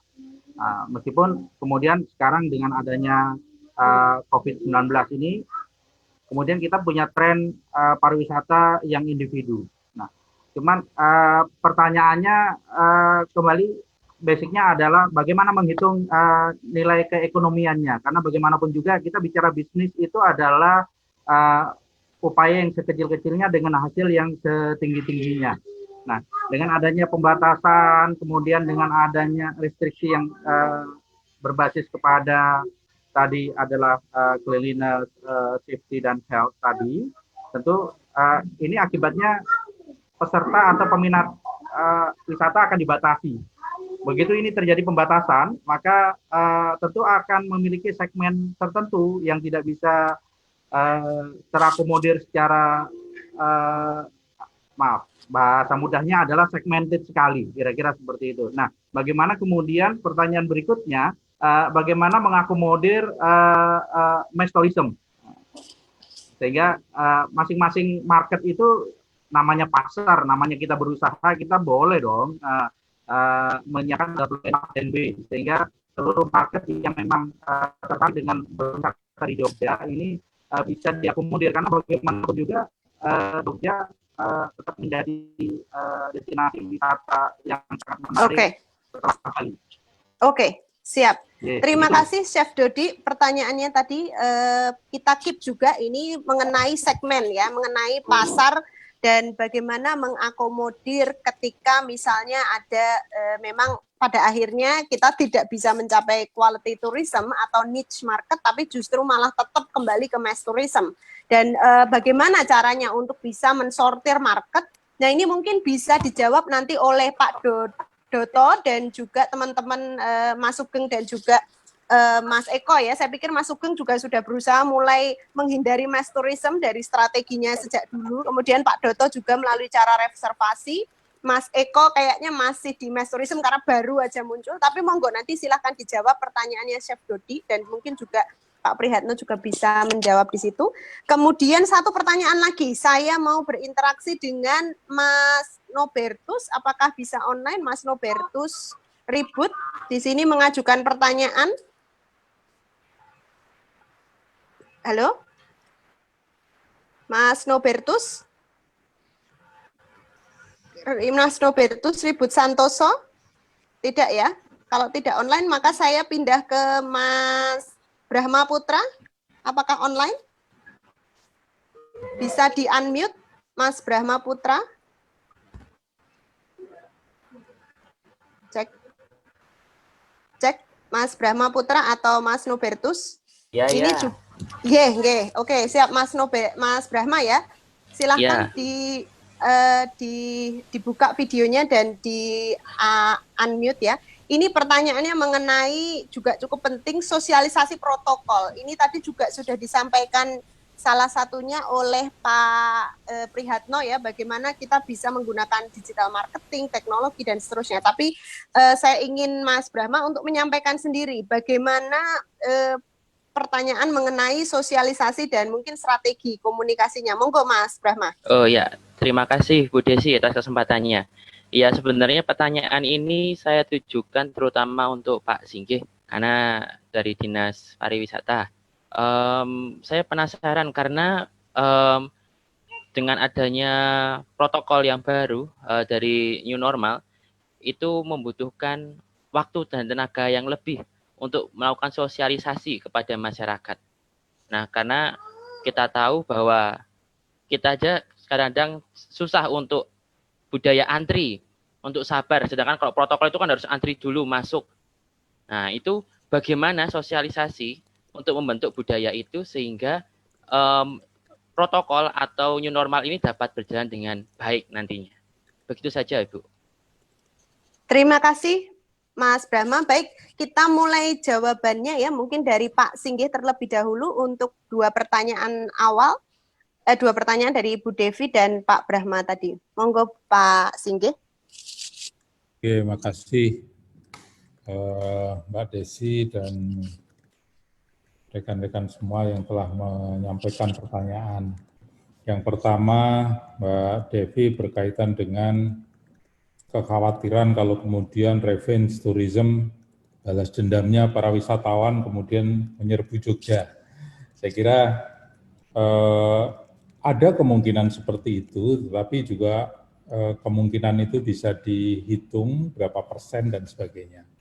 Tapi yang kemudian ingin saya sampaikan, tentu masyarakat kita juga akan peduli terhadap kesehatan, baik itu kesehatan dirinya maupun kesehatan teman maupun kesehatan orang lain. Sehingga kalau kemudian membludak, saya kira kita juga ingin sampaikan bahwa kajian yang dilakukan oleh Bank Indonesia menunjukkan daya beli kita itu, baik itu nasional maupun internasional itu sangat turun sangat jauh sekali. Sehingga ini yang juga harus kita lakukan kajian juga pada saat kemudian kita membuka destinasi, itu juga harus dipikirkan demand-nya. Jadi supply and demand-nya kemudian harus dijaga. Kalau kemudian kita membuka seluas-luasnya ternyata wisatawannya nggak ada yang datang karena mungkin daya belinya kurang, karena COVID ini kemudian akan menimbulkan masalah ekonomi di mana-mana, kemudian orang ketakutan untuk pergi karena takut tertular dan sebagainya. Ini bagian yang harus kita kaji juga. Sehingga pada saat kita membuka destinasi atau melakukan pelonggaran dengan membuka destinasi, itu tidak berarti kemudian akan kita buka semuanya, tetapi harus dilakukan secara bertahap. Tentunya dengan menerapkan standar protokol, baik itu kebersihan, kesehatan, maupun keamanan. Nah, ini yang kemudian harus kita lakukan bersama-sama. Kemudian kalau tadi disampaikan bahwa SOP itu kalau yang di bawah pemerintah itu akan takzim, kemudian yang di swasta itu bagaimana? Jadi kita membuat SOP ini bukan Dinas Pariwisata yang buat. SOP ini kita buat bersama-sama. Jadi kami melibatkan semuanya bahkan dari Dinas Pariwisata, Kabupaten dan Kota, kemudian Dinas Perhubungan berkaitan dengan Organda, berkaitan dengan kesehatan kami lakukan dengan bersama-sama Dinas Kesehatan, kemudian dengan UKM para pedagang kami lakukan dengan Perindak dan UMKM, jadi Dinas Koperasi UMKM. Kemudian asosiasi yang tergabung di dalam GIPI. Itu juga kami minta mereka membuat draftnya, sehingga ini adalah dengan skenario bottom up, ini kami meyakini bahwa SOP yang kami buat bersama-sama itu nanti akan dilaksanakan secara konsisten. Tentunya kalau kemudian nanti yang mengeluarkan SOP ini adalah dari pemerintah, tentu ada penindakannya. Jadi ada sanksinya gitu. Kalau sanksinya kemudian dilanggar ya kemudian akan kita tutup bekerja sama dengan pemerintah kabupaten dan kota. Karena salah satu keteledoran itu bukan berarti mereka yang akan nanggung, tapi banyak sekali yang kemudian akan menjadi ikutan. Ini yang kemudian akan kita lakukan untuk dalam rangka untuk menyusun SOP itu sendiri. Kemudian tentang sosialisasi, kami sekarang ini di masa pandemi ini sudah mau tidak mau kemudian harus menggunakan teknologi. Jadi teknologi akan kemudian seperti saat ini, biasanya seminar itu dilakukan di hotel, kemudian berbayar gitu ya, kemudian banyak pengeluaran-pengeluaran. Tapi dengan teknologi seperti ini jadi semuanya praktis. Yang dari Papua, dari Sulawesi bisa mengikuti kegiatan ini tanpa kemudian mereka harus terbang. Sehingga ini ya bagian yang kemudian harus kita sikapi bersama. The new normal kita harus familiar dan harus memanfaatkan teknologi termasuk dalam rangka untuk sosialisasi. Dan kami mempunyai media yang cukup banyak, baik itu cetak, elektronik maupun media sosial. Dan ini menjadi bagian dari kekuatan kita untuk melakukan sosialisasi. Jadi antara penyedia jasa dan penerima jasa saya kira nanti harus punya komitmen yang sama untuk menjaga supaya COVID ini kemudian tidak menyebar kemana-mana. Karena kita yakini bahwa COVID ini dalam waktu dekat tidak akan hilang sehingga kita harus berdampingan, hidup berdampingan dengan COVID itu sendiri. Saya kira itu Mbak Desi, jatah saya untuk menyampaikan jawaban. Dan mohon maaf, saya harus geser ke tempat lain karena ada acara lagi, sehingga saya mohon pamit. Salam semuanya, salam sehat selalu, semoga apa yang kita rencanakan, kita akan lakukan, ini menjadi awal dari recovery-nya pariwisata di Jogja maupun di Indonesia. Saya kira itu Mbak Desi. Terima kasih Pak Singgih. Baik, tidak apa-apa Pak Singgih, nanti kalau misalnya ada, ini kan kami rekam, dan nanti kalau ada pertanyaan atau perhatian atau usulan untuk Dinas Pariwisata akan kami sampaikan, kami advokasikan untuk teman-teman di lapangan terutama ya. Terima kasih sekali Pak Singgih atas kehadirannya. Mohon maaf ya, saya duluan ya. Pak, terima kasih. Terima kasih. Mungkin kita bisa ke pertanyaan berikutnya ya tentang segmen tadi. Kalau boleh kita akan masuk ke Pak Prihatno dulu mengenai segmen dan kemudian tadi juga sosialisasi. Lalu nanti kita ke 3 pembicara kita yang hebat-hebat, Pak Doto dan Pak Mas Sugeng dan Mas Eko ya, jawaban tentang segmentasi juga. Ya, silakan Pak Prihatno. Aduh, baik Ibu, terima kasih Mbak Devi sama Pak Dodi. Selamat ketemu lagi Pak Dodi, Bu Desi. Jadi yang terkait dengan kalau kita menyikapi bisnis, tentu saja yang membeli banyak ya tidak bakal ditolak, tidak mungkin ditolak. Meskipun kondisi seperti ini, kalau kebetulan yang datang banyak, tidak mungkin ditolak. Mekanisme tadi tidak bisa terjawab oleh Pak Kepala Dinas, karena apa? Di lapangan nanti kalau yang datang ke Ngelanggeran ternyata sudah 3B sampai suruh kembali, tidak mungkin, tidak bisa. Nah, oleh karena itu yang sekarang yang harus, kalau hotel seperti Mbak Devi tanyakan tadi, itu masih bisa lah. Nggak apa-apa, karena mereka kan pakai reservasi. Ngelanggeran pakai reservasi. Pak Doto pakai reservasi. Kalau yang tanpa reservasi, tidak bisa. otomatis kalau misalnya tempatnya Pak Dodi tadi itu misalnya makanan, minuman, itu ya sementara ini kalau membeli diusahakan misalnya membeli banyak pun tidak apa-apa, asal dibawa pulang. Tidak semuanya duduk di situ. Tempat duduknya aja yang dikurangi. Hanya membelinya boleh banyak, gitu loh Pak. Hanya kalau itu yang terkait dengan jumlah kapasitas yang sebetulnya jadi persoalan. Karena apa? Tadi belum sempat. Saya pun berpikir kalau yang datang banyak, kenapa ditolak? Wong itu bisnis. Otomatis kan rugi kita. Ya kita mesti akan ladeni, tidak mungkin dalam kondisi seperti ini pun tetap. Tapi yang penting yang diterapkan kepada para yang harus ditekankan, protokol kesehatan itu tetap harus dipenuhi, Pak. Sebagai pembeli atau konsumen, kalau dia tidak memenuhi protokol kesehatan, Bapak harus bayangkan bahwa dia membawa virus. Jadi kalaupun Bapak langgar, terpaksa langgar, jumlah yang membeli 10 ya diladeni 10, jumlah yang datang 3 bis ya 3 bis, tapi protokol kesehatan tetap harus dipegang. Semua harus pakai masker, semua harus bersih-bersih semua. Kalau saran saya itu karena apa? Kalau nangani yang datang banyak, kemudian sebagian kita tolak, itu tidak akan mungkin terjadi. Susah. Yang pertama. Kemudian yang kedua yang terkait dengan sosialisasi. Kalau sosialisasi itu tidak sulit. Tadi sudah disampaikan oleh Pak Kepala Dinas bahwa semua orang ini bergaul dengan IT sekarang ini. Bahkan sekolah pun sekarang ini menggunakan Zoom, Google Classroom, itu bisa titip. Semuanya bisa titip. Kalau misalnya Dinas Pariwisata ini punya sesuatu, Pak Doto punya, Mas Eko punya, Mas Sugeng punya, kirim ke AMTA, itu pasti akan langsung kepada mahasiswa, seluruh mahasiswa akan di-share ke semuanya. Akan sangat mudah, karena apa? Semua itu menggunakan IT, otomatis. Semua, oleh karena itu tidak akan susah kalau sosialisasi. Tetapi kalau menurut saya, mohon misalnya Pak Sugeng punya, Pak Doto punya, yang tadi digambarkan, itu di video Pak, direkam Pak.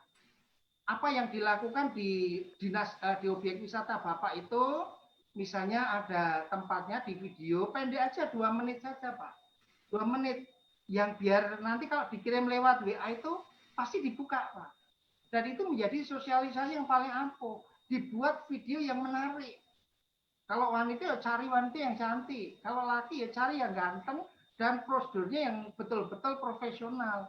Nah ini travel management ini bisa membantu itu membuat digital marketing untuk sosialisasi ini, membuat video yang bagus, yang menarik itu seperti apa. Itu untuk disebar lewat WA sangat mudah sekali, tidak susah. Saya yakin tidak suka. Saya kira itu Mbak Desi tambahan saya. Terima kasih. Pak Prihatno. Ya, terima kasih. Ini tadi sudah dibahas ya mengenai sosialisasi dan juga segmentasi. Mungkin dari Pak Doto tadi berdasarkan pengalaman yang selama ini sering melakukan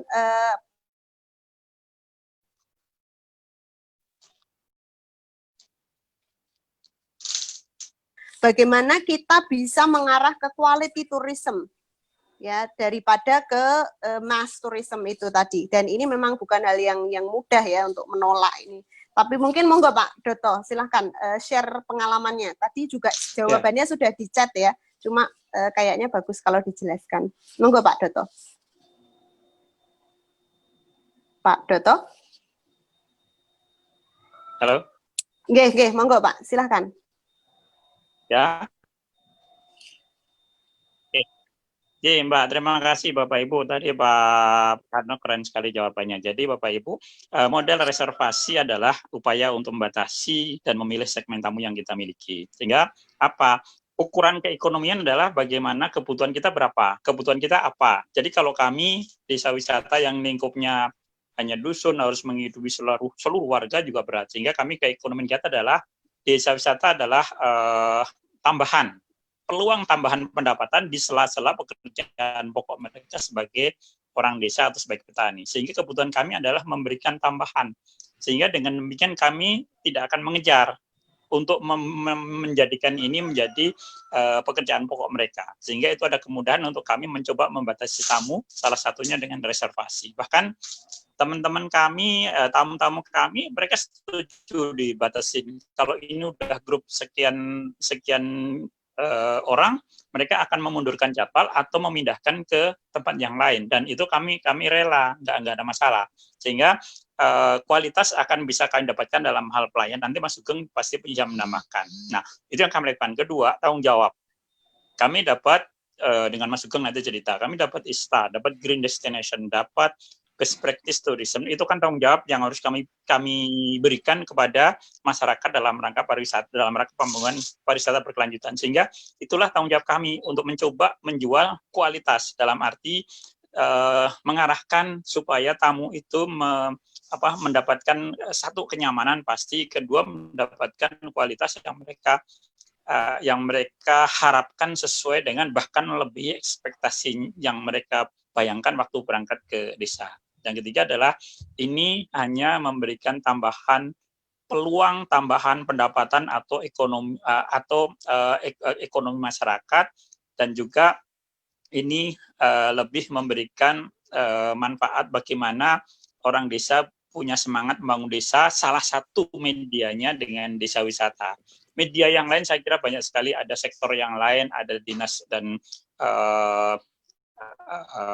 instansi yang lain yang akan mendorong supaya desa itu bisa bergerak bagus, ekonominya bagus, tapi sosial, budaya, dan lingkungan tetap terjaga. Sehingga dengan membuat sistem satu reservasi, membatasi jumlah dan sebagainya, itu tetap bisa memberikan manfaat kepada masyarakat dari salah satunya desa wisata. Itu yang sudah kami lakukan mungkin hampir 12 tahun, dan ini diapresiasi dengan adanya ISTA, Green Destination, dan sebagainya, dan itu tanggung jawab yang harus kami lakukan kepada masyarakat desa dan juga kepada masyarakat yang akan datang ke desa. Kira-kira yang kami lakukan seperti itu, Mbak. Terima kasih. Terima kasih Pak Doto informasinya. Mas Sugeng, silakan Mas Sugeng, bagaimana menanggapi tadi pertanyaannya, dan tadi juga sebenarnya salah satu concern yang penting ya, bagaimana seandainya nanti benar dibuka lalu ada sekian banyak turis datang, kira-kira sudah ada cara belum untuk di Ngelanggeran sendiri melakukan seleksi terhadap pasar yang kemudian masuk, termasuk juga di Pule Payung. Monggo Mas Sugeng, dipersilahkan. Cek Mas Sugeng. Monggo. Desi. Sebenarnya sudah dijawab ya, Pak Doto tadi sudah sangat komplit. Intinya adalah ya kita pengembangan desa wisata itu tidak menjadi itu tujuan utama ekonomi, tapi tambahan. Jadi di desa pun juga tidak akan terlalu ngongso, istilah Jawanya, untuk mencari wisatawan sebanyak-banyaknya. Itu yang pertama. Kemudian yang kedua, kami itu sebenarnya sudah menerapkan mencoba mengurangi atau memilih segmen wisatawan yang lebih efektif, yang lebih memiliki dampak ekonomi tinggi itu sejak 2015 sampai saat ini. Jadi contohnya ini ilustrasinya, 2014 itu kunjungan tertinggi kami 325.000 orang dengan omset 1,4 M. Tapi di sini kami tidak nyaman, masyarakatnya tidak nyaman, lingkungannya tidak nyaman karena banyak vandalisme, sampah segala macam, sehingga kami sepakat untuk memilih segmen wisatawan yang lebih memiliki nilai ekonomi yang tinggi. Jadi saya salah satu orang yang tidak terlalu sepakat juga ketika wisatawan itu hanya jumlahnya saja. Ketika tadi disampaikan jumlahnya harus banyak, uangnya banyak, itu ternyata tidak seperti itu di Ngelanggeran. 2014 jumlahnya banyak tapi uangnya tidak terlalu banyak. 2019 jumlahnya sedikit tapi justru uangnya banyak. Kenapa? Karena di pariwisata saat ini yang mereka melakukan kegiatan perjalanan pariwisata itu pun tidak hanya datang foto pulang, tapi dia butuh pengalaman, dia butuh edukasi, dia butuh kenyamanan, sehingga dengan orang yang datang sedikit tapi dia berani untuk membayar mahal. Jadi untuk cara mengantisipasinya ya kita punya paket, 1 orang berapa, 2 sampai 3 orang berapa, kemudian 4 sampai 6 orang, jadi buat range jumlah orang yang datang itu cukup bisa menutup operasional dan kita pun juga nyaman untuk melayaninya. Itu yang pertama. Kemudian yang kedua, ketika tadi disampaikan juga terkait bagaimana cara untuk membatasi atau mengurangi orang yang datang. Salah satu cara yang efektif adalah reservasi. Cara yang sangat mudah itu sebenarnya menaikkan harga tiket masuknya. Jadi terseleksi di situ. Ketika kami 2014 itu harga tiket masuk di Gunung Api Purba sangat murah sehingga semua orang yang penting datang tapi tidak tahu dia mau ngapain. Nah, ketika dengan kondisi saat ini itu sebenarnya wisatawan pun juga pola pikirnya itu berubah. Dia tidak akan memilih tempat yang terlalu ramai dikunjungi. Kenapa? Karena dia ingin menyelamatkan kondisi dirinya sendiri. Dia akan melihat destinasi yang siap, dia yang ada pembatasan, dia yang menyelenggarakan protokoler kesehatan secara baik, dia yang tidak terlalu ramai. Itu yang mungkin akan diminati, walaupun dia membayar lebih sedikit mahal. Jadi itu yang ingin saya tambahkan mungkin, karena tadi Pak Dr. sudah sangat komplit untuk menjelaskannya, Mbak Desi. Mungkin itu saja. Baik, ya terima kasih Mas Sugeng. Ya, masukan yang baik sekali tentang pengalaman di Ngelanggeran ya. Jadi saya rasa mungkin hampir semua mungkin audiens di sini maupun di YouTube, Facebook Live mungkin setuju ya dengan quality tourism atau kita berorientasi pada kualitas daripada berorientasi kepada mass tourism. Cuma caranya yang mungkin orang masih bingung, ini gimana, saya nggak punya gambaran ambiar dan seterusnya. Nah, mungkin kita bisa ke Mas Eko. Mas Eko mau ada tambahan soal market ini, soal pasar ini bagaimana? Kayaknya kemarin itu juga Mas Eko sempat ketika banyak sekali, kemudian dibikin antrian, lalu naik ke tempat selfie-nya itu satu-satu gitu ya. Artinya sudah ada operasi, operator yang dilakukan supaya orang itu bisa aman untuk melakukan sesuatu. Monggo Mas Eko. Beli payung sendiri memang setiap yang ada di wahana memang kita antrikan, memang ada sistem antri. Namun seperti yang disampaikan tadi Pak Priyatno juga, dilemanya adalah ketika kita sudah membuka wisata, walaupun itu dalam konteks kita batasi, itu kita share di Facebook dan sebagainya. Namun orang itu kadang tidak mau tahu, karena selama ini yang kita lakukan, kita selalu share bahwa kita buka jam 8, tutup jam 4 layanan. Namun orang itu jam 6 masih datang. Dan itu kita juga tidak bisa menolak, karena dia datang dari Kalimantan, dari luar Jawa. Kita juga sebagai orang desa juga akhirnya orang tegel gitu, orang tegel nolak, akhirnya juga dia terima. Nah, ini juga nanti akhirnya juga kalau kita, walaupun kita pembatasan dan sebagainya untuk jumlah pengunjung yang akan berkunjung, itu nanti kalau mereka yang memang sudah terbiasa dengan sistem online, mereka akan menggunakan sistem itu. Mungkin itu bisa. Namun untuk masyarakat Sewu, Kulon Progo sendiri ataupun Jogja sendiri, kadang banyak juga yang tiba-tiba datang begitu saja. Itu yang akan menjadikan masalah juga, seperti yang disampaikan Pak Priyatno tadi. Apakah kita juga akan tegel gitu, nolak gitu. Padahal kita tahu sendiri bahwa pengalaman saya sendiri, yang datang ke Pule Payung itu biasanya Pule Payung, Borobudur, kemudian di Gunung Kidul, di Pantai Timang, ataupun di pantai, ataupun Malioboro. Jadi Borobudur, Pule Payung, Malioboro, Borobudur, Pule Payung, Gunung Kidul, atau Borobudur, Pule Payung, kemudian pantai. Apalagi saat ini bandara kan ada di Kulon Progo. Dan setiap saat orang yang datang di sana, di Pule Payung itu mesti menikmati keindahan bandara dari spot yang ada. Nah, ini kan menjadi hal yang sebenarnya juga agak dilema bagi kami. Kalau kita pembatasan, padahal bandara ada di tempat kita. Dan kita tahu bahwa Borobudur juga sebenarnya sudah mulai buka. Otomatis ini akan merubah semuanya. Jadi teman-teman travel juga akhirnya juga mereka banyak yang akhirnya anggur juga, apalagi shuttle, apalagi kalau kita memang ada pembatasan jumlah. Sehingga ini sebenarnya dilema. Di satu sisi memang kita akan mengejar quality, namun di sisi lain bahwa kita tahu bahwa kita itu harus bersinergi antara kita, pelaku tour level, guide, dan sebagainya, itu juga harus selalu beriring. Nah, kalau kita jumlahnya selalu dibatasi terus, ya kasihan mereka juga. Dan kita yang kembali lagi bahwa memang kami ini adalah penghasilan utama kami untuk tempat-tempat kerja ya seperti ini. Otomatis kalau kita ada pembatasan berarti kita akan ada pengurangan tenaga kerja. Itu oke lah, bisa pengurangan tenaga kerja. Namun lahan yang kita gunakan itu akan tetap tidak bisa kita kurangi. Nah itu mungkin kita dengan salah satunya adalah seperti tadi usulnya teman-teman tadi ada yang menaikkan harga dan sebagainya. Oke lah itu bisa kita lakukan. Namun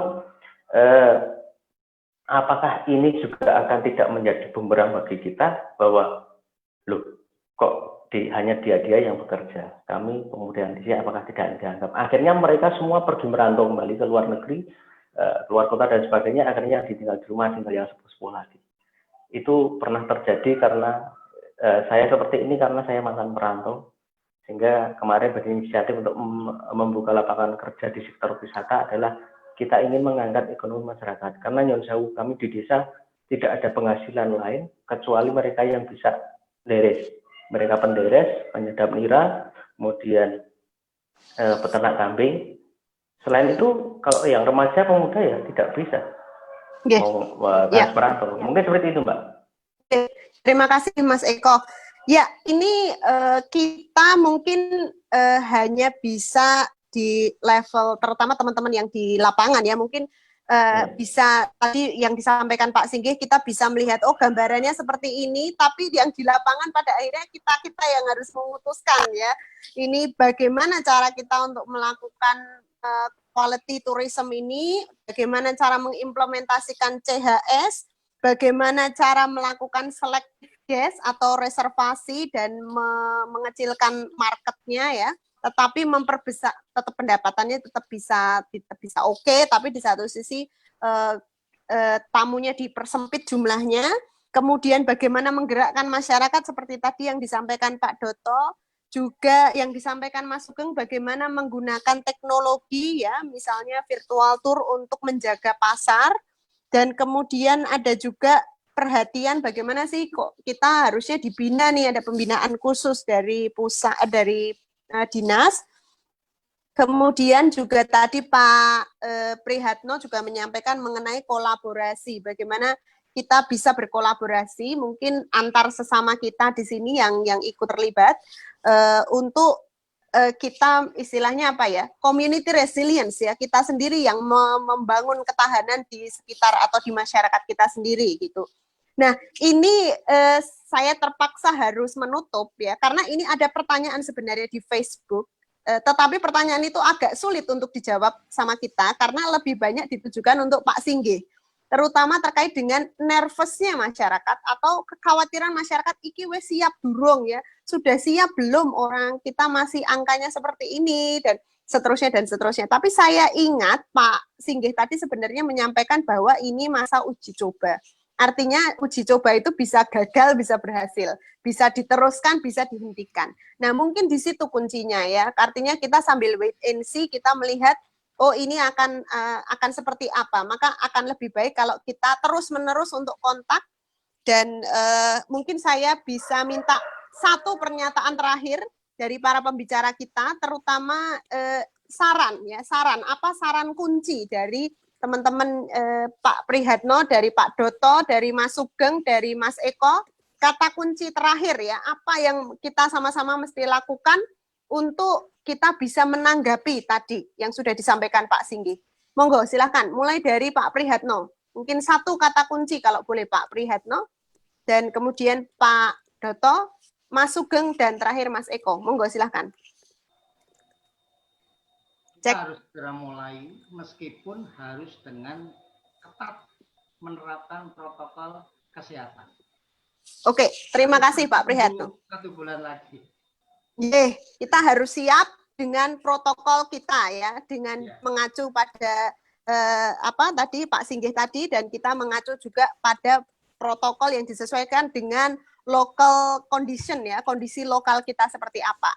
Pak Doto, monggo silakan Pak, ini yang sudah berpengalaman. Monggo Pak Doto. Ya, makasih Bu. Kuncinya adalah kita harus berkolaborasi dan saat ini harus taat aturan. Gitu. Siap Pak. Berkolaborasi dan taat aturan. Terima kasih Pak Doto. Mas Sugeng, monggo silahkan. Dari pemuda yang sangat aktif dan sangat melek teknologi, Mas Sugeng. Menurut kami, saya sepakat kita harus kolaborasi, tetap mengikuti himbauan dan ketetapan dari pemerintah untuk sosialisasi segala macam, kemudian yang menjadikan masyarakat itu memahami dan ya tetap menggunakan teknologi, karena saat ini kita tidak bisa terlalu sering ketemu ataupun kontak langsung. Dengan teknologi kita bisa tetap berkomunikasi. Ya, terima kasih Mas Sugeng. Mas Eko? Mas Eko? Cek Mas Eko? Halo? Oh, mungkin ada gangguan ya.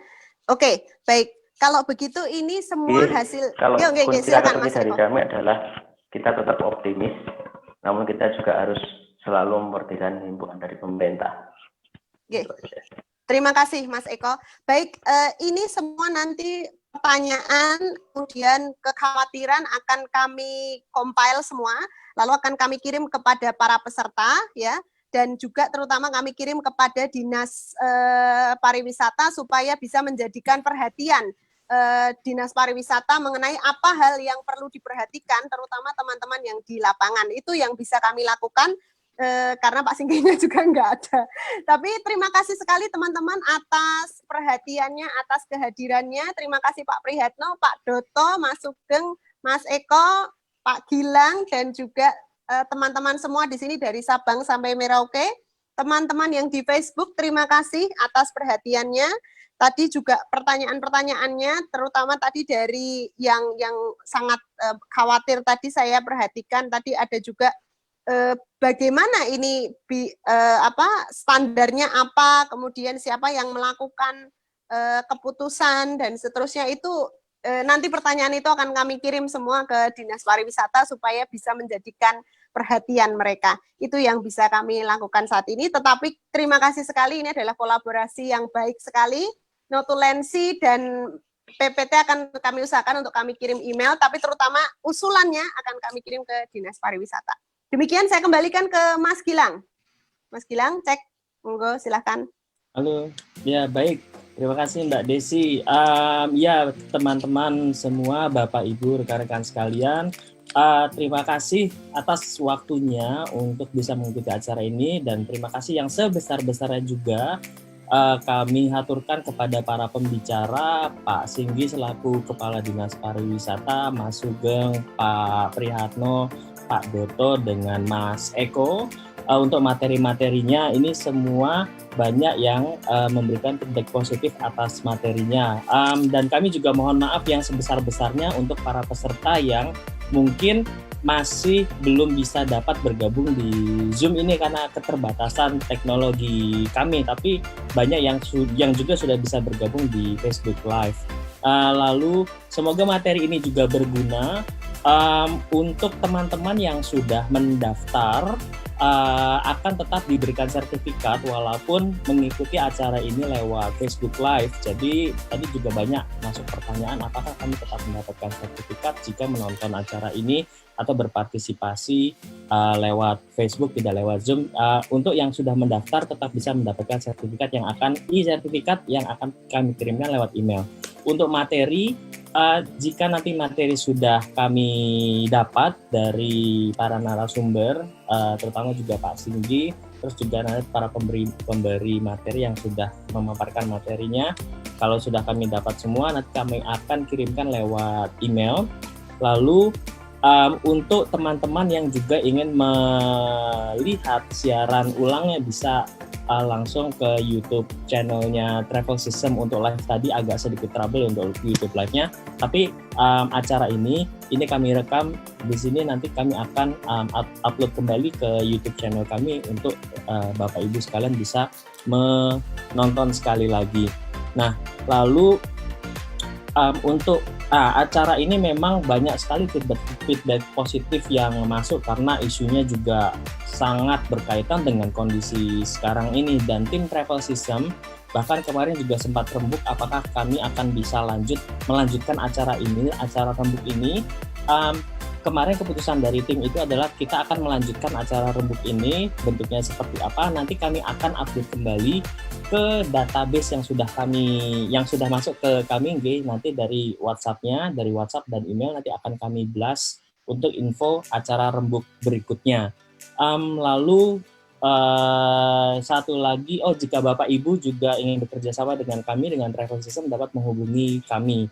Tadi juga ada beberapa yang masuk WhatsApp, Mas, bisa kerjasama untuk misalkan pelatihan, terus juga membuat travel guide dan yang lain-lain. Nah, itu bisa langsung menghubungi ke kami juga. Itu saja dari kami, dari Travel System. Jika ada masukan, kurang lebihnya kami mohon maaf, terutama untuk masalah teknis tadi. Lalu dari kami sekian, terima kasih banyak. Terima kasih banyak Pak Singgi, Mas Sugeng, Pak Doto, Pak Prihatno, Mas Eko. Terima kasih banyak atas waktunya. Dari kami cukup sekian, dan jika teman-teman ingin meninggalkan ruangan meeting ini, monggo jika masih ada yang ingin diobrolkan bisa juga di sini. Saya tetap di sini ya, untuk misalkan ngobrol mengenai apa, tapi mungkin akan 15 menit sampai jam 3 kami akan tetap live di sini. Oke, matur nuwun. Akhir kata dari kami, dari Travel System, semoga acara ini dapat menginspirasi rekan-rekan Bapak Ibu semua untuk menyikapi masalah the new normal ini, bagaimana dampaknya terhadap pariwisata khususnya di Yogyakarta dan pada umumnya di Indonesia, dan semoga kondisi saat ini bisa pulih secepatnya dan rekan-rekan juga bisa melakukan kegiatannya masing-masing kembali. Oke, terima kasih banyak. Akhir kata, Assalamualaikum warahmatullahi wabarakatuh. Selamat siang, salam semangat, sukses selalu.